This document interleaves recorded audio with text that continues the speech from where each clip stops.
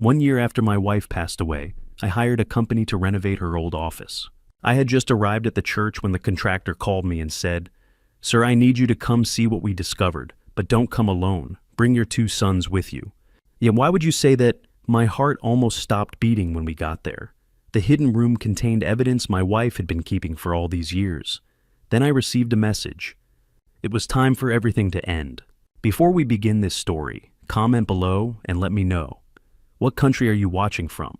I want to know how far this grandfather's warning has reached. Now let me tell you what happened when my sons and I opened that hidden room door. The Sunday morning light filtered through the curtains of my home office, casting soft shadows across the mahogany desk, where Virginia used to leave me notes.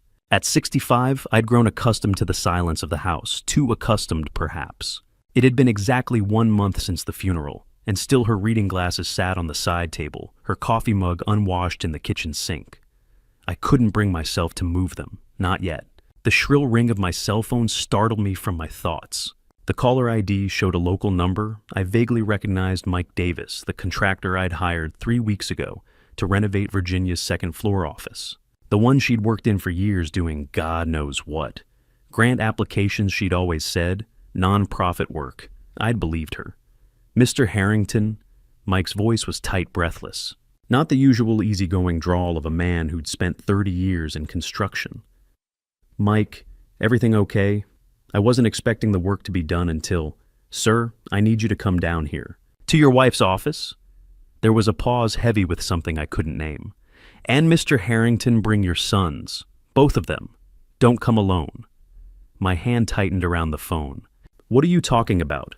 What's wrong?" "I can't." Mike exhaled slowly, like a man trying to steady himself. "I can't explain this over the phone. You need to see it. But sir, trust me on this. Don't come by yourself." The line went dead. I stared at my phone, my mind racing. In 40 years of marriage, Virginia had been the steady one, the one who handled crises with calm efficiency while I fumbled. Now alone in our house in the heart of Asheville, surrounded by her belongings and her absence, I felt utterly unmoored. I scrolled through my contacts, Christopher my eldest. Then Henry.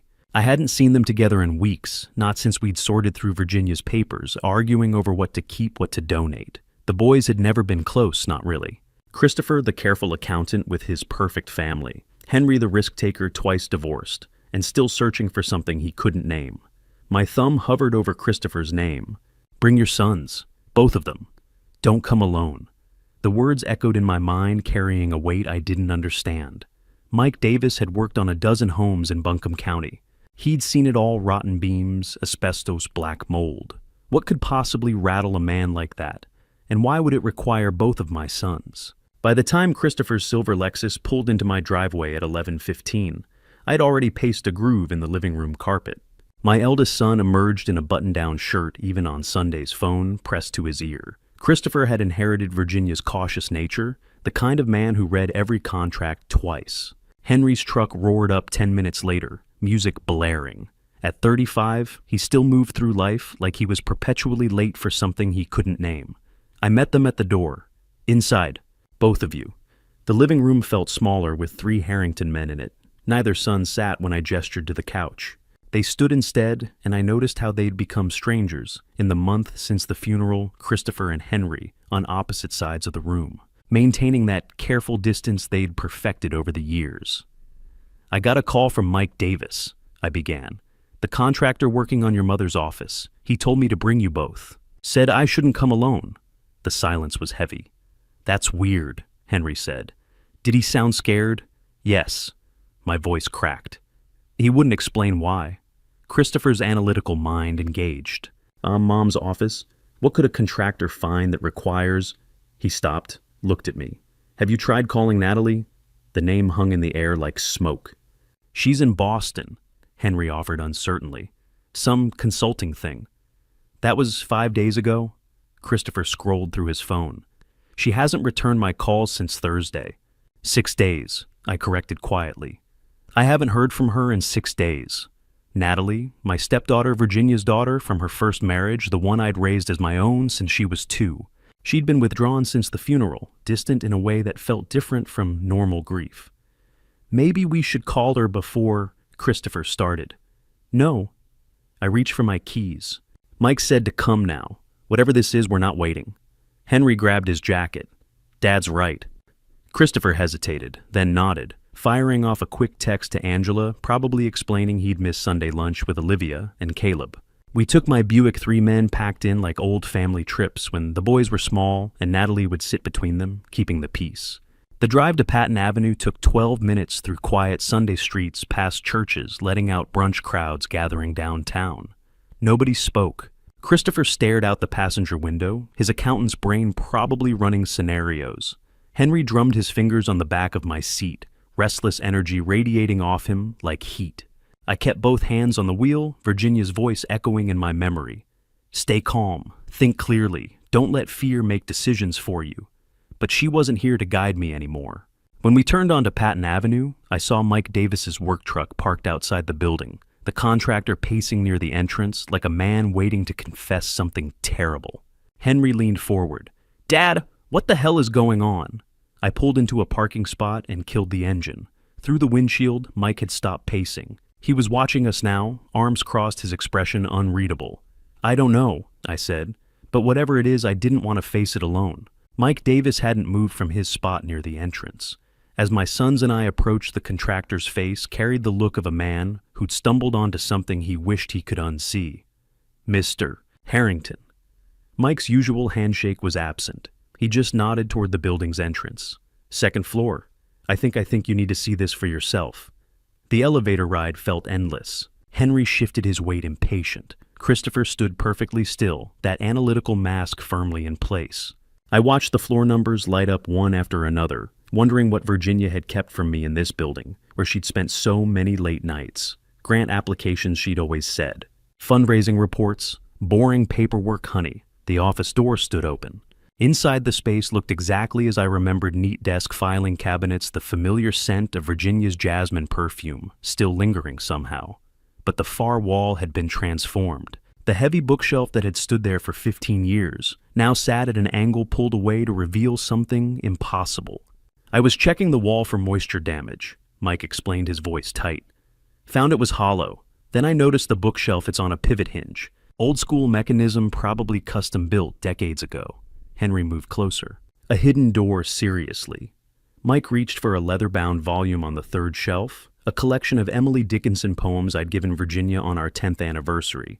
He pulled it forward like a lever. Something clicked deep within the wall. The bookshelf swung inward with a whisper of well-oiled hinges, revealing a doorway and darkness beyond.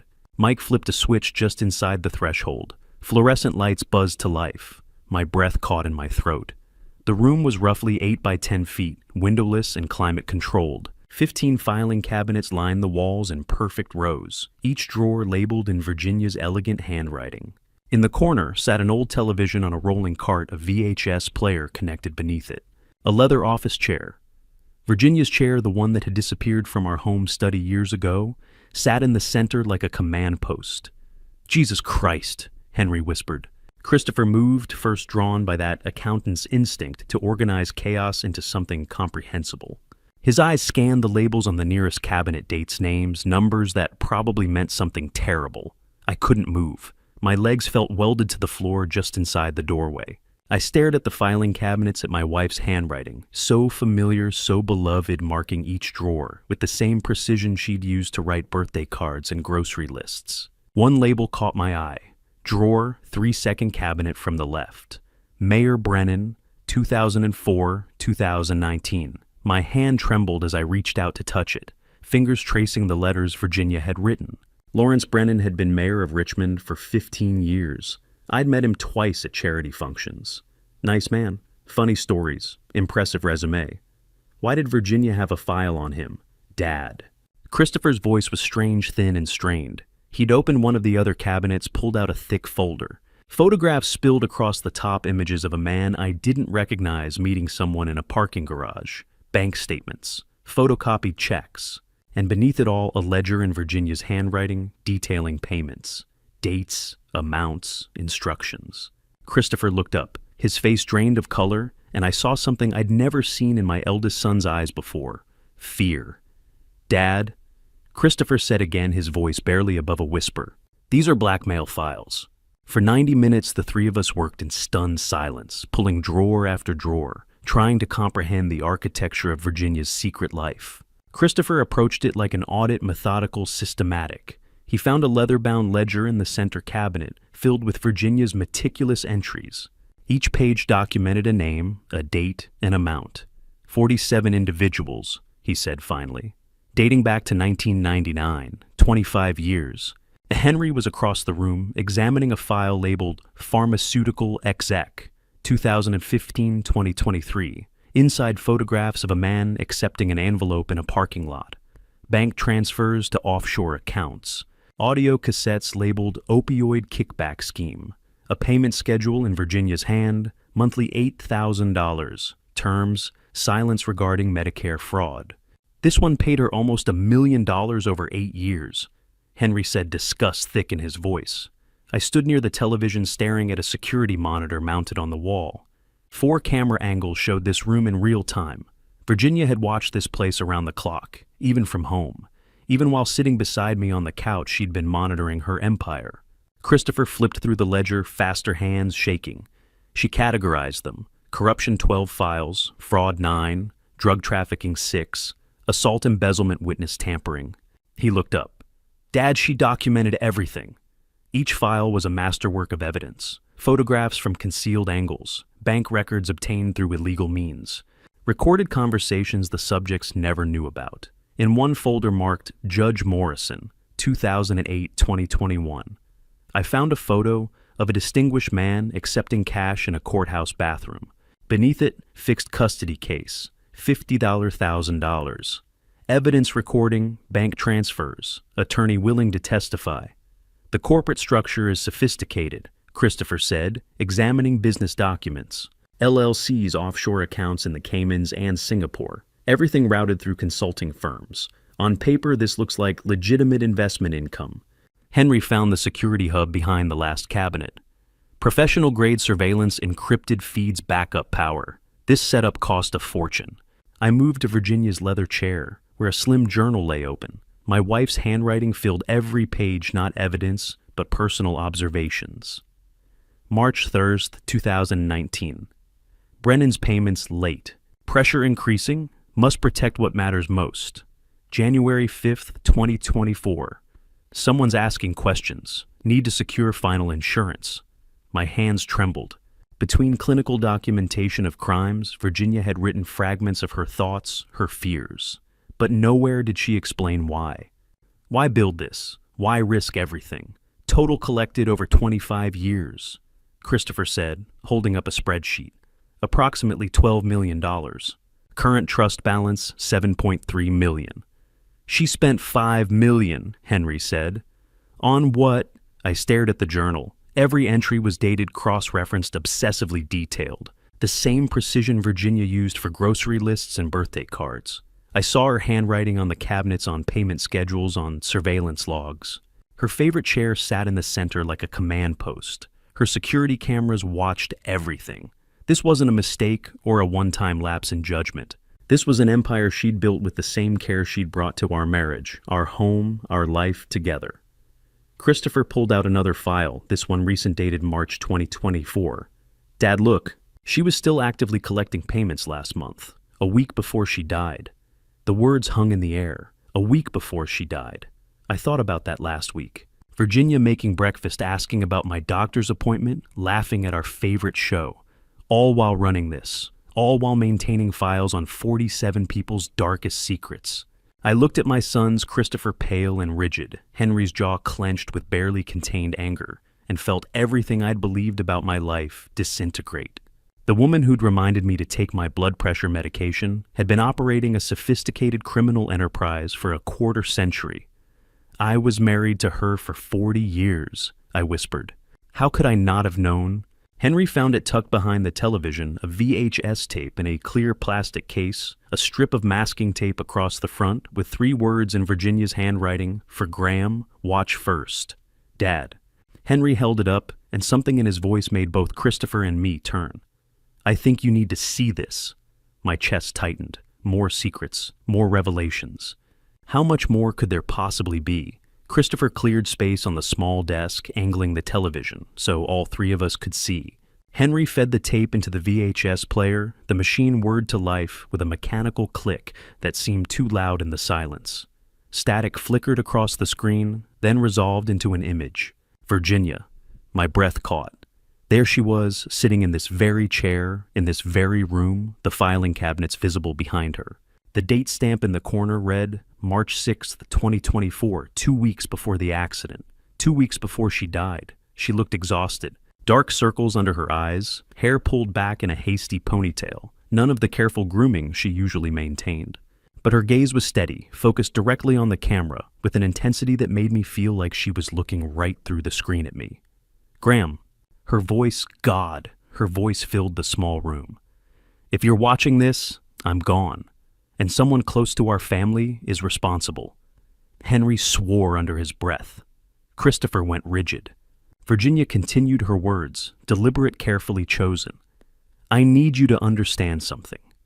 Everything in this room, everything I built over 25 years, wasn't about greed. It was about protection. Every dollar I collected went into a trust for Olivia and Caleb for their future, for their education. I never spent a penny on myself. I wanted to speak, to argue, to ask her why she'd never just told me, but she was already gone. All I had was this recording, this ghost of my wife explaining the inexplicable, the person who will kill me.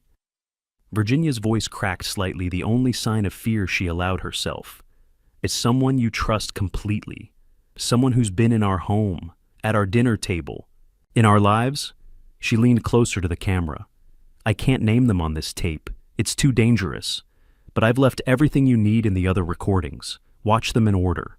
She paused, seemed to gather herself. Trust Christopher and Henry. They're good men, Graham. You raised them well. But be very, very careful who else you tell about this. Especially, another pause, heavier this time. Especially your daughters-in-law. The screen flickered. Virginia glanced off camera as if she'd heard something. When she looked back, there was urgency in her expression. I love you. I've always loved you. Everything I did. The tape cut to static. I stared at the blank screen, my wife's final words hanging incomplete in the air. The silence in the room was suffocating. Daughters-in-law, Christopher said quietly. She said daughters-in-law. Henry turned to look at his brother, and I saw something pass between my sons. A current of suspicion neither wanted to acknowledge. 3 black SUVs rolled up my driveway at exactly 3:15, their tinted windows reflecting the afternoon sun. I was still in my living room, Virginia's voice echoing in my head. Someone you trust completely. Christopher saw them first. Dad, we've got company. The lead vehicle's doors opened. A man in his mid-50s emerged, broad shoulders, steady gaze, the bearing of someone who'd spent a career in law enforcement. Behind him, a younger woman with sharp, assessing eyes. I opened the door before they could knock. Mr. Harrington. The man held up credentials. U.S. Marshal Douglas Henderson. This is Special Agent Rachel Bennett, FBI. We need to talk about your wife. My living room felt crowded with 5 people in it. Henderson settled into the armchair with practiced ease. Bennett remained standing, tablet in hand. We've been monitoring Virginia's operation for 6 months, Henderson began. Since October, when one of her targets reported extortion to our Charlotte office. My stomach dropped.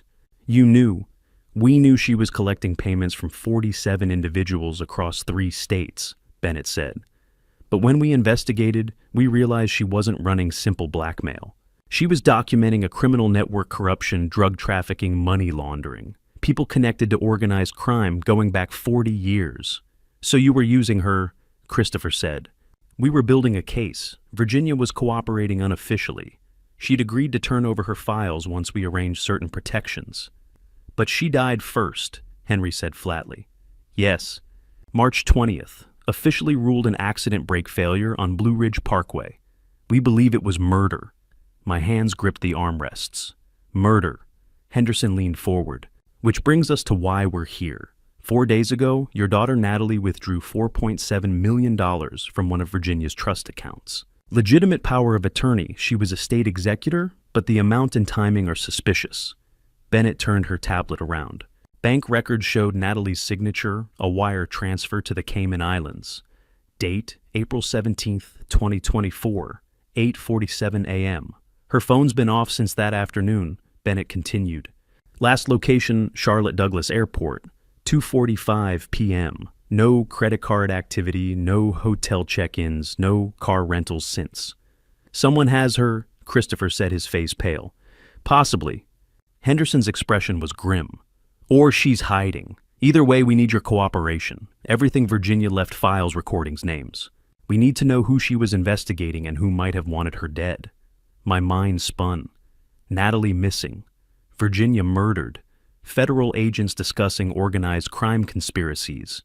This morning I'd been a grieving widower. Now I was sitting in the middle of something beyond comprehension. My phone buzzed. Everyone tensed. Bennett's hand moved toward her weapon. I pulled out my phone. Unknown number, one text message. She knew too much. You do too. Stop looking. I held it up, hands trembling. Henderson's jaw tightened. Someone knows you found the room. Henderson didn't waste time. Mr. Harrington, I'm recommending immediate relocation to a federal safe house. You, your sons, and their families. Tonight. Tonight? Christopher's voice cracked. My kids have school tomorrow. Angela, your kids won't have it tomorrow if whoever killed Virginia decides you're next, Bennett said bluntly. Christopher was already on his phone calling home. When he finished, his face was pale. Angela's panicking. She says we can't just uproot Olivia and Caleb pull them from school. She thinks we're overreacting. I'll go, Henry said simply. No wife, no kids, whatever you need. Henderson turned to me. Mr. Harrington. I thought about Virginia's tape. Her exhausted face, the fear she'd tried to hide. She'd known she was going to die, had recorded those messages as warning, and still she'd gone to meet whoever killed her. No, I said quietly. Everyone turned. No safe house. We're not hiding. Dad, Christopher started. Virginia didn't hide. She fought. For 25 years, she fought to protect something, to expose someone. I won't dishonor that by running. Henderson's jaw tightened. Your wife is dead because she didn't run. And if we run now, whoever killed her wins. I met his eyes steadily. They get away with it. Silence filled the room. Compromise, Henderson said finally. No safe house, but 24/7 protection, armed agents outside each residence, panic buttons. No one goes anywhere alone. Full cooperation with our investigation. Done, I said. Christopher nodded reluctantly. I'll make Angela understand. Bennett pulled up her tablet. There's something else. Virginia had an appointment with us March 21st, the day after she died. What kind of appointment? Henry asked. She was turning over evidence on a major target, someone at the center of the network she'd been documenting. But she wouldn't say who over the phone. Too dangerous. She needed to deliver it in person. My throat tightened. She never made it. No. March 20th, 6:45 p.m. her car went off Blue Ridge Parkway near mile marker 364. The accident report said brake failure. Bennett's expression darkened. Our mechanic examined the wreckage. The brake lines were cut, professionally. The room contracted, air suddenly scarce. Murdered, Christopher whispered. On her way to expose someone. Yes, Henderson confirmed. Whoever killed her thinks they got away with it, thinks Virginia's secrets died with her. I thought about the hidden room, the files, the tapes. Virginia's voice watched them in order. But they didn't, I said. Virginia made sure the secret survived. Oops, which is why we need to find who she was planning to expose, Bennett said. Before they realize you have everything she left behind. I looked at the threat text, still glowing on my phone. She knew too much. You do too. Virginia was about to expose someone, I said slowly. Someone powerful enough to kill her and make it look like an accident. Someone who's been watching us since we found that room. Henry moved to the window, peered through the blinds at the quiet street. They're probably watching right now. Let them watch, I said, surprised by the steel in my own voice. Virginia spent 25 years gathering evidence. We're going to finish what she started. The second tape sat in my home office like a coiled snake. Federal agents had swept the house, found 3 surveillance devices, all active. Whoever was watching had heard everything since we'd found Virginia's room. Now at 8 p.m. with agents at every entrance and curtains drawn, I slid the tape labeled Tape 2, the mission into the player. Static flickered, then resolved. Virginia. Younger this time, the date stamp read July 14th, 2015. Less gray in her hair, no exhaustion, only grim determination. Graham, If you're watching this, you've seen the first tape. Now, I need to tell you why I built all of this." She folded her hands carefully. "This isn't blackmail for profit. It's a protection system. Every person in those files, every dollar collected, every piece of leverage, it's all to keep you safe." I felt Christopher's hand on my shoulder. "Years ago, I discovered something about your past, something dangerous." Virginia's eyes bored through the camera. "I can't say more on this tape. Too risky. But Graham, you're not who you think you are." The room tilted. "There are people who would kill you if they knew you were still alive. Powerful people. So, I built walls around you. Walls made of secrets and fear. Every target in my files is connected to one central crime from 40 years ago. A crime certain people have spent millions covering up." Henry leaned forward. "What crime?" "I won't name it here," Virginia continued. "But I've left everything you need in the other tapes. Hidden somewhere, only you would remember Graham. Somewhere we made promises." Christopher met Henry's eyes. "Where Dad proposed, each person I targeted played a role in keeping that crime buried. Judges who threw out cases, prosecutors who declined charges, cops who destroyed evidence, businessmen who paid off witnesses. I've kept them controlled for 25 years. As long as they feared exposure, they wouldn't come looking for you." Virginia's voice softened. "I know this will hurt. I know you'll feel betrayed. But Graham, everything I did to protect you, even from yourself. Because knowing the truth, knowing who you really are and what happened, would destroy you. I've carried that burden so you wouldn't have to." She reached toward the camera. "I love you. If you're watching this, it means I can't protect you anymore. So now you have to protect yourself. Find the other tapes, learn the truth, finish what I started." The screen went dark. Silence. Henderson stood by the door, expression unreadable. Bennett was already on her phone, probably searching my background. "Dad," Christopher's voice shook. "What does she mean you're not who you think you are?" I couldn't answer. 40 years of memories suddenly felt like photographs I was seeing for the first time, wondering if any were real. "Mr. Harrington," Henderson said carefully, "do you remember anything unusual about your past? Gaps, relocations, name changes?" I shook my head. "I'm Graham Harrington, born in Asheville, married Virginia in 1986. That's who I am." But the words felt hollow. "A crime from 40 years ago." Henry said, pacing. 1984. You would have been 25. 26, I whispered. "Do you remember that year?" And I realized I didn't. That entire year was fog-disconnected fragments that wouldn't form a picture. Henderson and Bennett exchanged glances, the kind that meant they knew something I didn't. "Mr. Harrington," Bennett said quietly, "I think we need to pull your federal records, all of them." I stared at the blank screen where Virginia's face had been. "Who was I whispered, "before I became Graham Harrington?" I barely slept. Christopher and Henry stayed the night, none of us willing to be alone with the questions Virginia's tape had raised. Henderson's call came at 7:30. "FBI office, 8:30. Bring your sons." The Asheville FBI resident agency at 151 Patton Avenue was a nondescript building, deliberate anonymity. Henderson met us in the lobby and led us to a secure conference room. No windows, soundproof walls. A manila folder sat in the center of the table like an indictment. Agent Bennett was waiting along with 2 other agents. Everyone stood as we entered. "Sit down, Mr. Harrington," Henderson said. I sat. Christopher and Henry flanked me. Henderson opened the folder. "Last night I ran your fingerprints through our database. You were flagged immediately. Mr. Harrington, you're in the Witness Security Program database. Have been since 1984. The room contracted. "Your real name is Graham Morrison, born August 12, 1959 in Richmond, Virginia. Parents Thomas and Eleanor Morrison." Henderson slid a photograph across the table. A younger me, maybe 25, eyes haunted and traumatized. Beneath it, 2 more photos, a middle-aged couple smiling at a company event. "Your parents," Henderson said quietly. I stared. Somewhere in the fog of my memory, I knew these faces. October 12, 1984. Your parents were murdered in their Richmond home.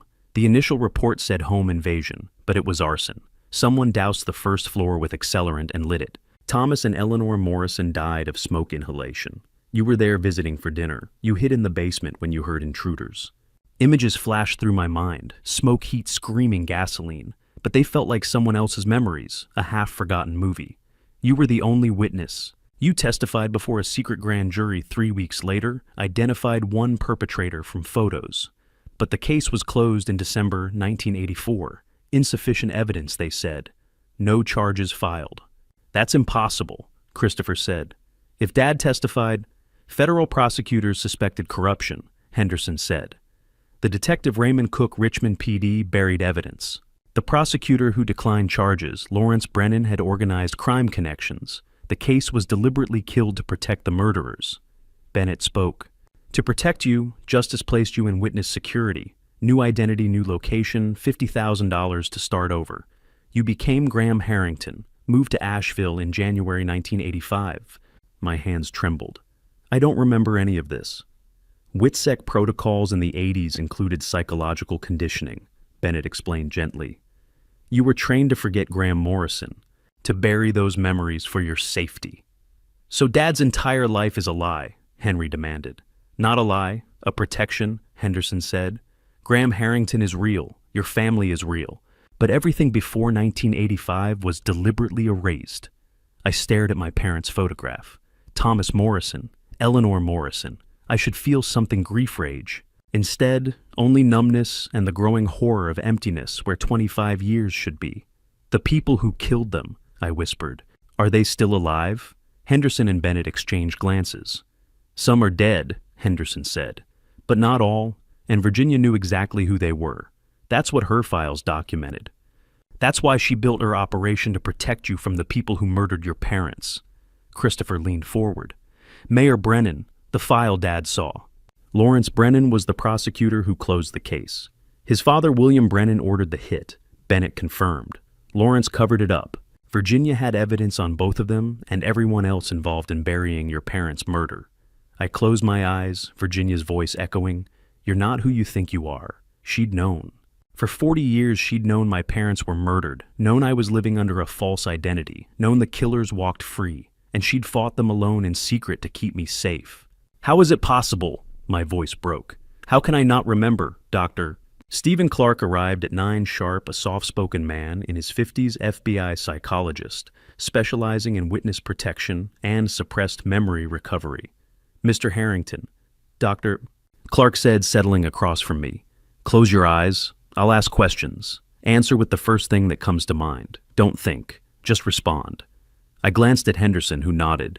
I closed my eyes. October 12th, 1984. Evening.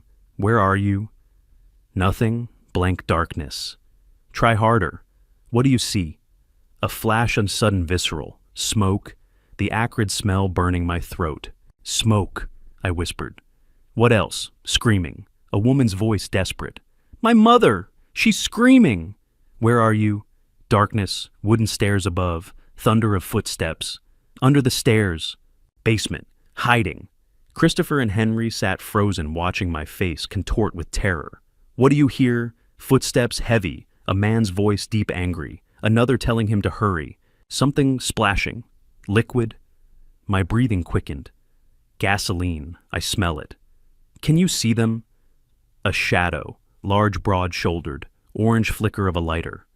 One of them, big, pouring from a red gas can, work boots steel-toed. His face. The image dissolved. No, just shadow, but his voice, cold, methodical, calm, like it's just a job. What happens next? Fire. Suddenly fire everywhere. Orange light through floorboards. Heat. My hands clenched. Mom stopped screaming. Dad coughing, then nothing. I'm under the stairs, not breathing, not moving, because if they know I'm here, open your eyes. I did. Christopher was pale. Henry had tears on his face. That's genuine memory, Doctor, Clark said, making notes. Suppressed but intact. Your mind buried it for protection. WITSEC reinforced that through conditioning. Henderson leaned forward. Do you remember the police fragments assembled? 2 officers, hours later, pulled me from the basement. But they seemed wrong. One kept asking if I'd seen faces. Are you sure you didn't see anything? Like he wanted me to say no. Raymond Cook, Bennett said, the detective who buried the case. He rushed my statement. Station repeated everything 3 times, then told me I was confused. Trauma does that, he said. Makes you remember things that didn't happen. Dr. Clark nodded. Classic manipulation? Coaching you to doubt yourself. You testified October 30th of 1984, Henderson said. Federal Courthouse, Richmond. Identified Marcus Webb from photos enforcer for the Brennan organization. The name meant nothing to me. Henderson pulled another document. Marriage license. Graham Harrington and Virginia Pierce, June 14th, 1986, Asheville. 2 years after my parents' murder. 2 years after I became someone else. Your sons, Christopher, born November 1986, Henry March 1989. Henderson paused. And Natalie, born April 1984. I did the math. Impossible. She'd have been 2 when I married Virginia. Natalie is Virginia's daughter from a previous relationship, Bennett said quietly. You adopted her legally in 1986. The room tilted. Virginia had a whole life before me, and she'd known from the beginning exactly who Graham Morrison was. She worked for the FBI. I said, pieces clicking. Henderson nodded. Virginia Pierce, FBI analyst, 1982 to 1986. Richmond Field Office. Assigned to your WITSEC coordination. The betrayal hit like a physical blow. She knew, I whispered. From the first day we met, she knew everything. My real name, my parents' murder, who I was. Yes, Henderson confirmed. She was supposed to maintain professional distance, Bennett added. But she fell in love with you. Left the bureau in 1986, moved to Asheville, and found me. I finished. Deliberately. It wasn't chance. She tracked me down. The woman I'd married, who'd given me 2 sons, who'd sat beside me for 40 years, she'd known my deepest secret the entire time. She'd watched me live as Graham Harrington, never once telling me about Graham Morrison. Christopher spoke voice tight. She protected you, Dad. That's what the tape said. By lying to me for 40 years. My voice broke. Henry stood paced. Maybe she thought forgetting was the protection. Dr. Clark closed his notebook. Mr. Harrington, Virginia, likely believed keeping you ignorant kept you safe. If you didn't remember, you couldn't accidentally reveal yourself. I stared at the marriage license. June 14th, 1986. The happiest day of my life, or so I'd thought. Virginia knew who I really was, I said, and never told me. Bennett opened a second file, thicker, stamped with faded FBI seals and expired classification markings. Virginia Pierce. She began sliding an old personnel photo across the table. A younger Virginia stared back, maybe 30, wearing a Bureau ID badge and a serious expression. FBI analyst, 1982 to 1986. Richmond Field Office. Intelligence Division. I couldn't look away. This was Virginia before me, before our marriage, before she became the woman who made me coffee every morning. In 1984, when you entered WITSEC, Virginia was assigned to coordinate your case file. Bennett continued. Standard protocol analysts handle paperwork, maintain documentation, ensure the witness's new identity is airtight. She knew everything. Your real name, your parents' murder, the corruption, your new identity as Graham Harrington, your Asheville relocation. Everything. Christopher leaned forward. She was supposed to keep that confidential. She was supposed to maintain professional distance, Bennett corrected. Never contact the witness, never reveal she knew anything. But she pulled out a resignation letter dated March 1986. Virginia left the bureau. 2 months later, she moved to Asheville. The implication landed hard. She came looking for me, I said quietly. Henderson nodded. Your marriage license shows you met May 1986 at a grocery store on Merriman Avenue. Officially chance. But she knew exactly where I'd be. I finished. My address, my routine, everything. The Bureau discovered the relationship in 1991 during a routine audit, Bennett said. By then, you'd been married 5 years with 2 sons. Virginia was no longer FBI. Technically, she hadn't violated active regulations. They filed a note in her personnel record and moved on. Henry spoke voice tight.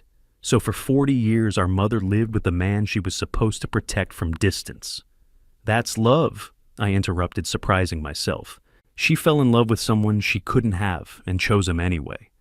Bennett's expression softened. There's more. When we investigated Virginia's operation last year, we discovered her FBI access codes, the ones she should have surrendered when she resigned, were never fully deactivated. What does that mean? Christopher asked. For 40 years, Virginia had backdoor access to classified federal databases, personnel records, case files, witness protection archives. She couldn't modify anything, but she could read, track. My stomach dropped. She was watching them, everyone connected to my parents' murder. Exactly, every judge who dismissed cases, every prosecutor who declined charges, every cop who destroyed evidence, every William Brennan associate. Virginia tracked their careers, locations, activities. When they committed new crimes, she documented everything. And blackmailed them, Henry said. Not for profit, for control, Bennett corrected. She built leverage to keep them afraid quiet from ever looking for Graham Morrison. As long as they feared exposure, they wouldn't dig into old cases, wouldn't ask questions about disappeared witnesses. The room fell silent. I stared at Virginia's personnel photo, young, determined, already carrying secrets she'd keep forever. She gave up her career, I said slowly, left the FBI, everything she'd worked for, to be with me, to protect me from something I didn't even remember. Yes, Henderson confirmed. I thought about our life together, 40 years of marriage, Sunday mornings, family dinners, quiet porch evenings. She'd known the entire time who I really was, what had been taken from me, who was responsible. She'd carried that weight alone while I lived in blissful ignorance, and she'd done it out of love. Not the simple, easy kind, the complicated, sacrificial kind that meant giving up everything: career, truth, the possibility of an honest relationship to keep me safe. And she sacrificed everything, I whispered, to protect me from something I couldn't even remember. We broke for lunch at noon, but none of us had an appetite. By 1 o'clock, we were back in the conference room, Bennett spreading crime scene photos and case files across the table like a macabre puzzle. William Brennan, she said, placing a photograph in the center. A man in his 60s, distinguished in an expensive suit, the kind of face that belonged on corporate boards. Richmond businessman, real estate developer, legitimate on paper, underneath drug trafficking, money laundering, extortion. He ran the largest criminal organization in Central Virginia from 1970 until his death in 1998. I stared at the man who'd ordered my parents' murder. In 1983, your father's company, Morrison and Associates, acquired 40 acres in Henrico County. Thomas Morrison didn't know the land was being used as a drug distribution hub. Brennan's operation had been there 5 years, hidden behind shell companies. When your father surveyed the property for development, he found evidence. Tire tracks, buried containers, residue. Bennett laid out another photo, Thomas Morrison in his office, stern but honest. The kind of man who'd do the right thing despite the cost. Your father confronted Brennan in September 1984, threatened to go to authorities. Brennan gave him one chance to walk away. Thomas refused. So Brennan killed him, Henry said flatly. Ordered it. 2 enforcers carried out the hit, Marcus Webb and James Harrison. Bennett placed their mugshots side by side. Webb was thick-necked, brutal. Harrison was younger, leaner, with cold eyes suggesting intelligence behind the violence. Webb was arrested in 1995 on unrelated charges, murdered a federal witness in North Carolina. Died in prison, 1997, stabbed in the yard. And Harrison, Christopher asked. Disappeared October 13th, 1984. Day after your grandparents' murder. No trace since. Virginia believed he assumed a new identity, possibly stayed in the region. My hands tightened. He's still out there. Possibly. Bennett pulled out more photos. The cover-up involved multiple people. Detective Raymond Cook, Richmond PD, first responder to your parents' murder. Contaminated the crime scene, rushed your statement, buried evidence. Retired 1995 with full pension, died of a heart attack in 2003. Another photo. Lawrence Brennan, William's son, assistant prosecutor, assigned to your case in 1984. Declined to file charges, cited insufficient evidence despite your testimony. 20 years later, became Richmond mayor, served 3 terms. Died of cancer in 2021. Virginia had a file on him, I said quietly. Mayor Brennan, 2004 to 2019. She had files on all of them, Bennett confirmed. William Brennan's entire organization. Business partners who laundered money. Judges who dismissed cases. Cops who destroyed evidence. Lawyers who intimidated witnesses. and their children the next generation who inherited wealth built on blood. She spread out a chart showing connections, names, dates, crimes, payments. 47 individuals, all linked by thin lines back to one central event, October 12th, 1984. Virginia spent 25 years tracking every person who played a role in covering up your parents' deaths, Bennett said. She built leverage over them, evidence of their own crimes to keep them controlled, afraid to look at old cases, afraid someone might ask questions about Graham Morrison. Henderson spoke. She built a wall around you made of their fear, silence except for fluorescent lights humming. I looked at the web of corruption faces of people who'd profited from my parents' deaths, who'd walked free while I lived under a false name. Rage rose in me, pure and choking, but beneath it was something else. Grief for Virginia, who'd carried this alone for 40 years. Who'd known every name, every crime, every connection, and fought them silently while I slept beside her, oblivious. She'd spent 25 years building a fortress of secrets around me. Not for money, not for power, for love. The complicated, exhausting, thankless kind that meant fighting battles I didn't know existed. If Virginia had all this evidence, I said, voice rough, why didn't she just give it to the FBI? Bennett closed the Brennan file and opened another, this one recent, dated within the last 6 months. Virginia's handwriting covered every page, notes cramped and urgent in a way the older files weren't. Virginia's investigation focus shifted in November 2023, Bennett said. She stopped documenting new targets and started hunting one specific person, James Harrison. She placed 3 photographs on the table, each showing a different middle-aged man.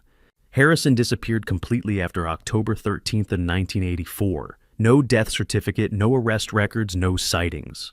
Virginia believed he'd done what your father did, assumed a new identity, and started over. But unlike you, Harrison wasn't in witness protection. He did it himself, which meant mistakes. Small ones, but mistakes.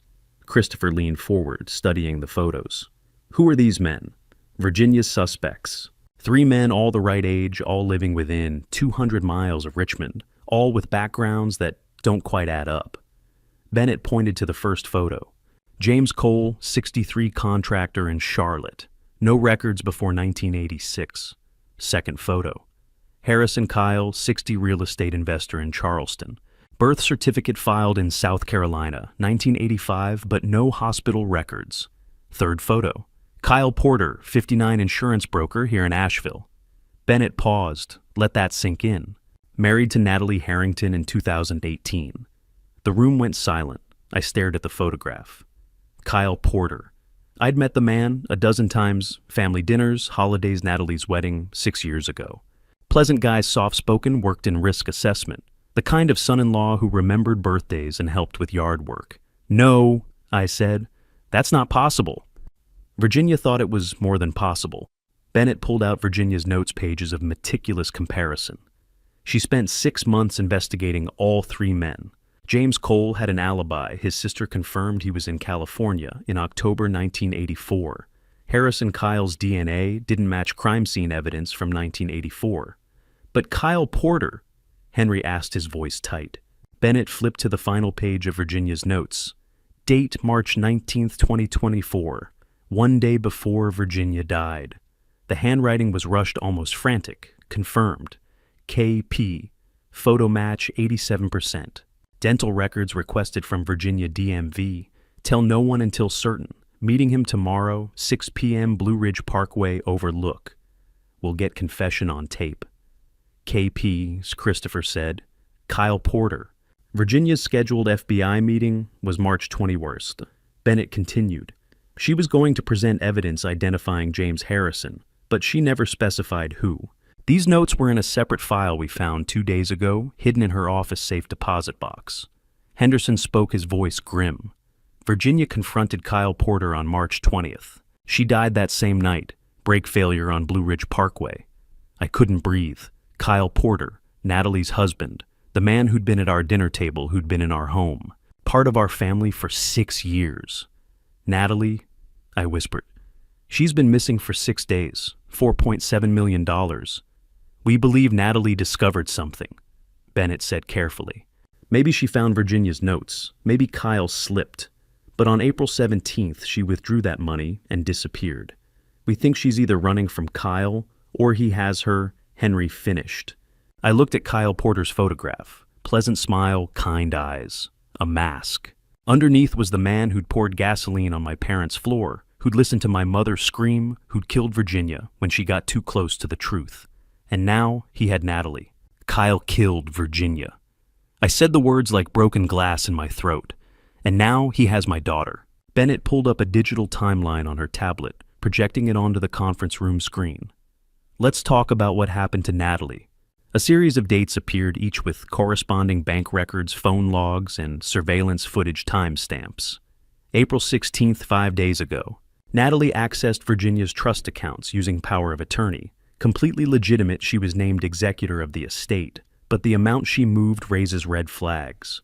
Bennett clicked through bank statements. April 17th, 8:30 a.m. Wire transfer of $4.7 million to an offshore account in the Cayman Islands. Natalie's signature, her authorization codes. She was running, Christopher said. We think so. Same day, 11 a.m., she purchased a one-way plane ticket to Charlotte. Paid cash at the airport counter. No return date. More footage appeared, grainy security camera images of Natalie in the Asheville airport, wearing sunglasses and a baseball cap, carrying only a small backpack. Last cell phone ping was 2:45 p.m. Charlotte Douglas International Airport. Then nothing. Phone powered off. No credit card activity since that moment. No hotel check-ins, no car rentals, no ATM withdrawals. She went dark completely. I stared at the image of my daughter. She looked scared, hunched into herself, in a way that made my chest ache. For 3 days, we had nothing, Bennett continued. Then, this morning, a woman named Susan Wallace called our tip line. She's Natalie's college roommate, lives in Boston. Says she received an email from Natalie on April 19th, 2 days ago. Bennett pulled up the email on screen. From Natalie Harrington.tempeprotonmail. Com to Susan.Wallace. 2070 mail. Com, date April 19, 2024, 11:47 p.m. Subject. None Susan tell my family I found what Mom was hiding. It's worse than I thought. I can't come home until I finish this. Tell Dad I'm sorry. And tell him don't trust K. N. The room absorbed that in silence. Proton mail account, Henderson noted. Anonymous encrypted. Created April 18th, used once, never accessed again. Susan didn't report it immediately, Bennett said. She thought Natalie was just dealing with grief needed space. But this morning, she saw news coverage about federal protection for the Harrington family. That's when she called us. Don't trust Kay, Henry said. Kyle. We believe Natalie discovered Kyle's true identity, Bennett said carefully. Maybe she found Virginia's notes about the dental records request. Maybe Kyle said something that didn't add up. But on April 17th, something happened that made her take that money and run. My mind raced. April 17th, 5 days ago. Before we'd found the hidden room, before we'd known about any of this. Natalie had been alone processing whatever she'd discovered about her husband. The email says she found what Virginia was hiding, Christopher said. Does that mean she has Virginia's evidence? Possibly, or she knows where it is. Bennett pulled up another document. Virginia's notes mention final insurance being stored somewhere safe. We haven't found it yet. Natalie knows where, I said with sudden certainty. Virginia told her. That's why Kyle needs her alive. Henderson nodded slowly. If Natalie has evidence that can identify Kyle as James Harrison, she's both incredibly valuable and incredibly dangerous to him. So she's either hiding, Henry said, or Kyle has her. I finished the words heavy as stones. He's had 6 days to find her. 4.7 million leaves a trail even in offshore accounts. He's got resources connections. He could have tracked her. Bennett closed her tablet. We have agents working every angle. Charlotte PD is reviewing all surveillance footage from the airport and surrounding area. We're monitoring the offshore account for any activity. We've issued a BOLO for both Natalie and Kyle Porter. Wait. Christopher sat up straighter. Have you located Kyle? Since we found out who he is? Bennett and Henderson exchanged glances. Kyle Porter hasn't been seen since April 18th, Bennett admitted. His office reported him taking personal leave. His house in Asheville, the one he shared with Natalie, was cleared out. Forensics found signs of hasty departure. My blood ran cold. He's been gone as long as she has. Yes. The implication settled over the room like a shroud. Natalie running, Kyle hunting her. Both of them vanished into whatever game of cat and mouse they'd been playing for 6 days, while I'd been sitting in my house grieving oblivious. "We have to find her," I said, my voice breaking. "Before Kyle does." The federal agents were still coordinating search efforts for Natalie when I stood abruptly, Virginia's words from the second tape echoing in my mind. "Hidden somewhere, only you would remember. Somewhere, we made promises." "The treehouse," I said. Christopher and Henry looked up. Henderson paused mid-conversation with Bennett. "What?" Christopher asked. "Your mother said she hid something where only I would remember. Somewhere we made promises." I was already moving toward the back door. The treehouse. That's where I proposed to her. The old structure stood at my property's edge, half hidden by an oak tree thick with 40 years of growth. I'd built it myself in 1987, thinking about future grandchildren and summer afternoons. Virginia had loved it, would sit up there with morning coffee reading, while sun filtered through leaves. The wooden ladder creaked under my weight, but held. Christopher followed, then Henry, while federal agents positioned below. The platform was weathered but solid, scattered with dried leaves. I knelt, running my hands along floorboards. The third plank from the left shifted under my touch. I pried it up. Underneath, wrapped in waterproof tarp, was a metal lockbox. My hands shook as I lifted it. No lock, just a simple latch. Inside, a VHS tape labeled Tape 3, The Truth About KP. A USB drive labeled Dental Records, Harrison Porter Match. An envelope with photographs. And a letter 3 pages handwritten, dated March 19th, 2024, one day before Virginia died. I unfolded it, vision blurring. "My darling Graham, if you're reading this, he's killed me. Kyle Porter is James Harrison. I've confirmed it beyond doubt. He married Natalie in 2018 to infiltrate our family, to find what I knew and who else knew. He's been watching us for 6 years. I confronted him this morning, told him I had evidence that FBI would have it, even if something happened to me. He smiled and said, 'Then I guess I'll have to make it look like an accident.' I'm meeting him tonight at Blue Ridge Parkway, overlooked, to negotiate. I have to try protecting Natalie. He doesn't love her, Graham. She's just his access point. I need to make him think he can control this buy time to get her safe. Graham, he doesn't know. You're Graham Morrison. He thinks you're just my husband. Don't tell anyone who you really are until Kyle is caught. The moment he knows, you become the primary target. You're the witness who can still testify, who can identify his voice, his build details from that night. He'll come for you. Trust Christopher and Henry. Trust Marshall Henderson. The evidence in this box proves everything. Dental records match Kyle Porter's x-rays, align with James Harrison's military records from 1983. The photographs show surgical alterations from 1985. The tape is what I'm recording tonight. If I don't survive, it's proof he threatened me. And please, my love, forgive me for keeping your past from you. I wanted you to have peace. I wanted to give you the life stolen from you, a life without fear, without looking over your shoulder, without the weight of unsolved murders. I was wrong to choose for you, but I'd make the same choice again because these 40 years with you have been worth everything. I love you. I've always loved you. I'll love you beyond death. Your Virginia." I couldn't breathe. The letter trembled in my hands as Christopher read over my shoulder, as Henry grabbed my arm. She'd known. That morning of March 20th, Virginia had woken beside me, made breakfast, kissed me goodbye, knowing she was confronting the man who'd murdered my parents, knowing he'd likely kill her too. And she'd gone anyway, to protect Natalie, to protect me, to finish what she'd started 40 years ago. "Dad," Christopher's voice was thick with tears. "She went to that meeting knowing she'd die." I looked at the tape, the USB drive, the photographs showing Kyle Porter's face morphing through surgical procedures until it no longer matched young James Harrison from 1984. Virginia had given her life to hand me the truth. She sacrificed herself, I whispered, holding the letter against my chest, to protect me. The weight of her love, complicated, secretive absolute, settled over me like a benediction and a burden.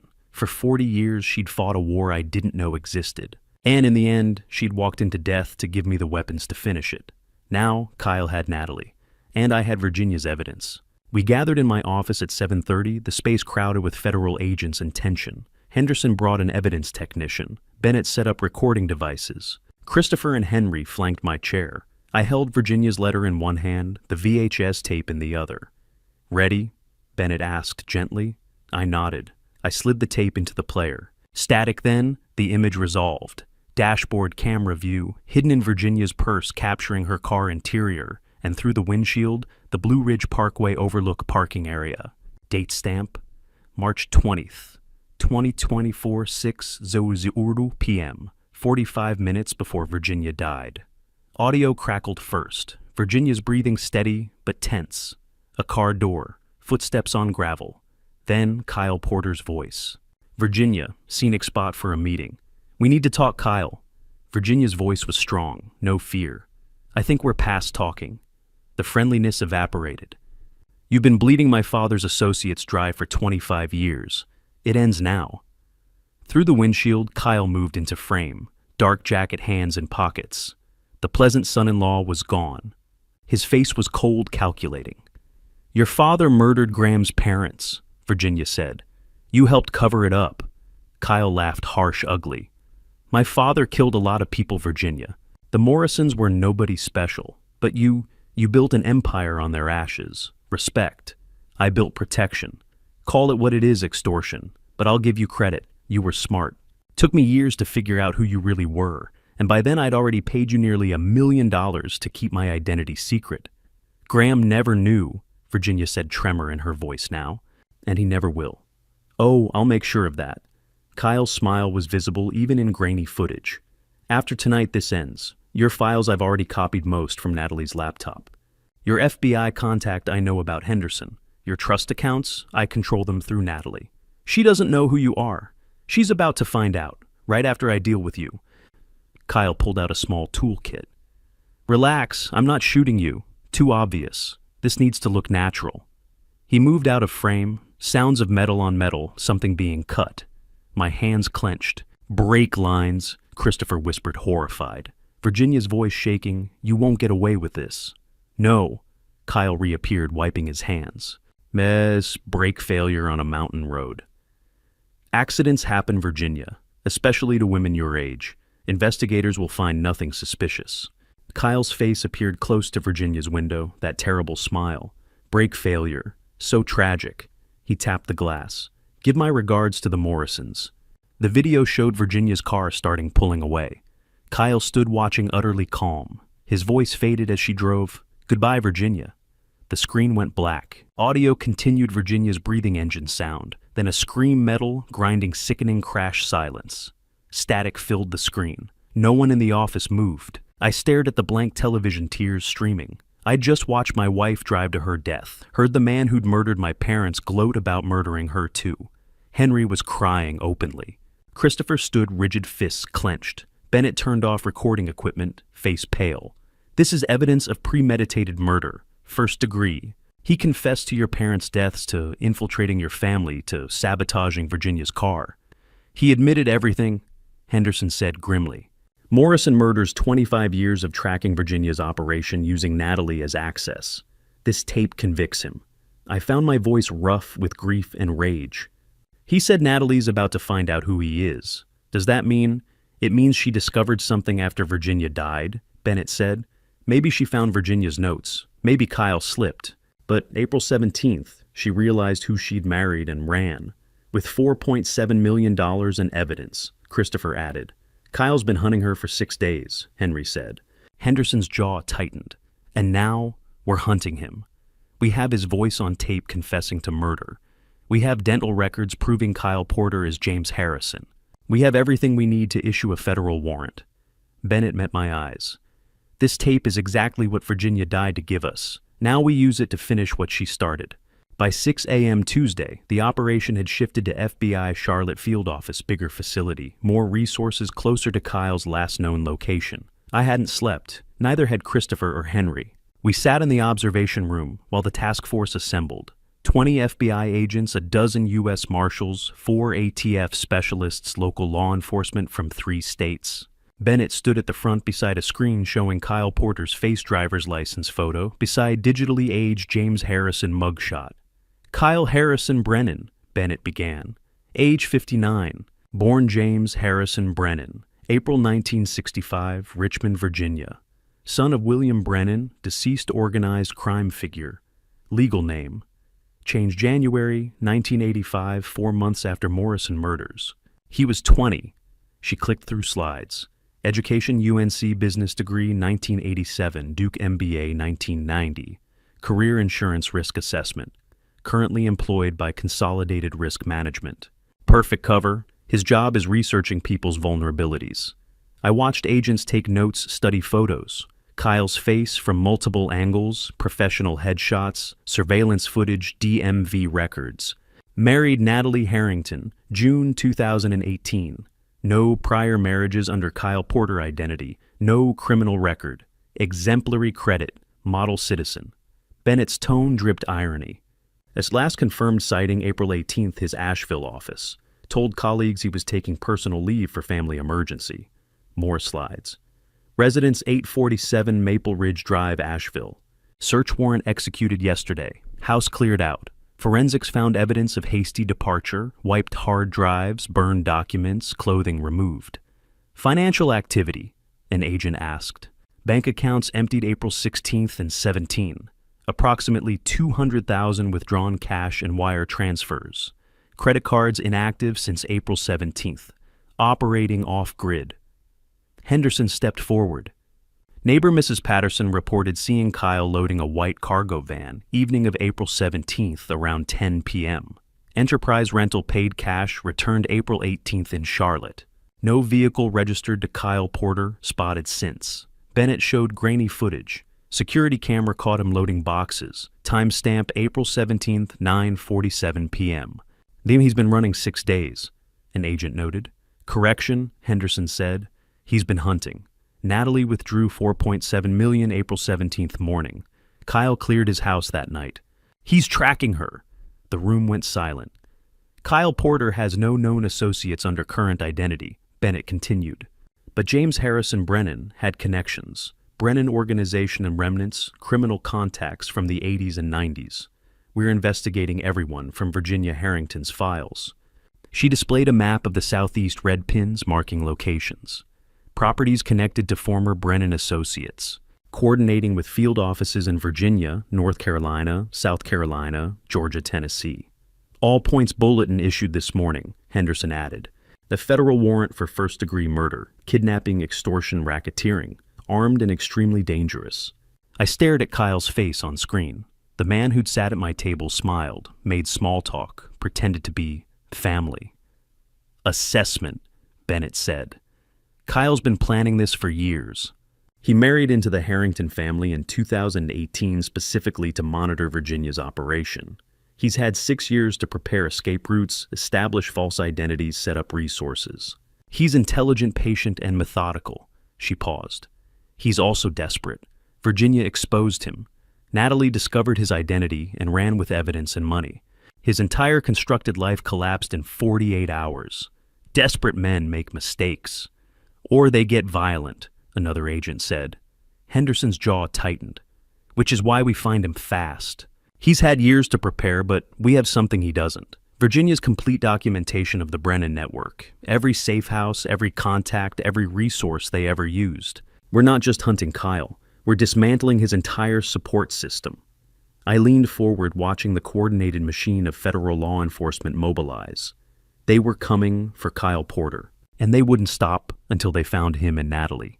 At 10 a.m., Christopher sat in FBI's financial investigation room, surrounded by analysts and screens displaying bank records. This was his element. Numbers, patterns, anomalies. Let's examine Kyle's infiltration strategy, said Agent Torres, the Bureau's financial crimes specialist. She pulled up a timeline. What changed after Kyle married Natalie in 2018? Christopher studied the data. 12 new individuals entered Virginia's target list between 2018 and 2023. But Virginia didn't initiate contact. They were already paying someone else. Kyle, Torres said. He used Natalie's innocent conversations to identify Virginia's targets, then approached them as insurance broker offering protection services. Christopher highlighted payments. These 12 paid Kyle $800,000 over 5 years. But Kyle recorded Virginia's blackmail demands, audio emails, everything. Counter leverage. Double extortion. Torres said. Worse. Christopher opened offshore accounts. Kyle has 8.9 million across Cayman Islands, Singapore, Swiss accounts. Source blackmailing Virginia's victims since 2016. Henderson appeared in the doorway. Recent activity. April 16th, day before Natalie disappeared. Kyle moved 2.3 million to cryptocurrency Bitcoin, Ethereum, Monero. Untraceable. Trail goes cold. He was preparing to run, Bennett said, or hunt. Christopher zoomed in on April 17th. Kyle moves money 6 a.m. Natalie withdraws 4.7 million 8:30 a.m. She discovered something that morning, took Virginia's money and ran. Kyle realized by mid-morning, started clearing out. So, both running with millions? Henry asked. Not exactly. Natalie's money hasn't moved, still sitting in Cayman account. She withdrew it for leverage, not spending. But Kyle's crypto. He's converting back to cash in small amounts, funding his manhunt. Christopher scanned the data, frustrated. Then something caught his eye. A recurring charge so small it almost vanished. $500 automatic withdrawal, same date monthly for 29 years, he said aloud. Everyone turned. Monthly payment, $500. Storage facility in Greenville, South Carolina. Account established March 1995. Never missed. Auto pay from checking account Kyle opened 1995. Bennett leaned over. Storage unit for 30 years. Whatever he's keeping, he's protected it longer than his marriage to Natalie. Christopher pulled up the address. Secure Store, 2847 Wade Hampton Boulevard, Greenville. About 60 miles from Asheville, roughly an hour south on I-26. Henderson was already on his phone. Get tactical ready. Torres coordinate with Greenville office. I entered, having heard commotion. What is it? Christopher met my eyes. Whatever Kyle's been hiding 30 years is insurance escape plan evidence he couldn't destroy. It's in that storage unit. Bennett nodded. Could be James Harrison's original documents. Fake IDs, contacts from Brennan organization. Anything that proves who he really is. Or leverage, Henderson added. If Virginia had blackmail files, Kyle might have his own insurance evidence against people who could expose him. Either way, Christopher said, pulling up satellite imagery of the storage facility. He's kept it protected since 1995. That's 4 years before Virginia even started her operation. Whatever's there predates everything. Torres began coordinating. Greenville's about 100 miles from Charlotte. Tactical can be on site in 90 minutes with lights and sirens. We'll need search warrant. Already drafting it, another agent called out. I stared at the screen showing the storage facility. A nondescript building in an industrial area, rows of identical orange doors. Behind one of those doors was Kyle's past, the evidence he'd kept for 3 decades, the secrets of James Harrison Brennan. Whatever's in there, I said quietly, it's the key to finding him. Henderson clipped his phone back. Then let's go get it. The convoy arrived at Secure Store just after 4 p.m. 6 FBI vehicles, 2 Greenville PD units tactical van. Facility manager Eddie Carver met us with master keys. Unit 247, he said, pointing down a corridor of orange doors. Kyle Porter, paying since March 1995, never late. Breach. Henderson ordered. Bolt cutters snapped the padlock. The door rolled up. Inside was a time capsule. 10 by 10 space packed with boxes, filing cabinets, bins. Everything labeled in faded handwriting, James Harrison's 30 years old. Bennett stepped in first. Financial records, Brennan organization ledgers 70s through 90s. She opened a box. Drug trafficking manifests, names, dozens. Another agent called murder contracts, payment schedules, and targets. I stood at the threshold watching agents catalog my parents' killer's empire. A box labeled Morrison, 1984, sat on a shelf. Henderson opened it. Crime scene photographs never in official files. Thomas and Eleanor Morrison's home. The basement where I hid. Surveillance photos. Brennan had watched my family for weeks. They documented everything, I whispered. Christopher found the journal. Leather-bound, yellowed pages in a box marked personal. Younger handwriting, but recognizable. Dad, see this. I took it. October 10th, 1984. Father says I have to prove myself. The Morrison family has to go. Marcus will do the parents. I'll watch Learn. This is my initiation. October 12th, 1984. It's done. The screaming was worse than I expected. The boy almost saw us. Marcus swears he was in the basement. Father says not to worry. Detective Cook will bury it. I'm one of them now. I couldn't breathe. Casual tone, cold pride, hours after murdering my parents. Photographs, an agent said. Young James Harrison, 19, before surgery. Perfect match to Kyle Porter. False IDs, another called. Passports, 5 names. Bennett examined a map, Asheville area, recent fresh paper. 3 locations circled red. Dates, April 20th, April 23rd, April 24th. Current, she said. What are they? Henderson asked. Blue Ridge Parkway overlook where Virginia died. Harrington residence. And this Riverside Mill. Abandoned textile factory, French Broad River. Christopher leaned over. What's the notation? Natalie's choice. Places to meet, I said. Or die, Henry added. Bennett radioed. All units potential location. Riverside Mill, French Broad River, Asheville. Tactical deployment now. Henderson grabbed the map. Date says April 24th, tomorrow. No? Bennett checked her watch. April 24th started 3 hours ago. If Kyle's following this, he's there, I finished. Bennett's face was grim. He's been planning this for months. 3 locations, 3 dates. Virginia's death, April 20th. Done. Your house, April 23rd. We blocked. Riverside Mill. April 24th today. Natalie's the final piece. Why give her a choice? Christopher asked. Control, Henderson said. He wants her willing. The map proves he planned this weeks ago before killing Virginia. Infiltrating your family, marrying Natalie, 6 years, always building to this. I stared at the red circle. Natalie was there, with the man who'd murdered my parents, who'd murdered Virginia. How far? I demanded. 90 minutes, Henderson said. Then go, now. Bennett coordinated. All units, Riverside Mill. Hostage protocols. Suspect armed, extremely dangerous. They ran for vehicles. Kyle's past didn't matter. Only Natalie's future. The tactical convoy screamed into Asheville at 8 a.m. Riverside Mill loomed beside the French Broad River, 3 stories of broken windows, condemned since 2012, graffiti-scarred brick. Thermal imaging, Henderson ordered. An agent studied the screen. 2 heat signatures, top floor, stationary. I stood beside the van, bulletproof vest, heavy. Christopher and Henry tried to pull me back. That's my daughter in there. Mr. Harrington, you're civilian, Henderson began. She's my daughter. My voice was iron. I'm going. Henderson studied me, then nodded. Behind me, touch nothing. I say run, you run. Breach team approached, 8 agents, weapons drawn. I followed Henderson through the shattered entrance.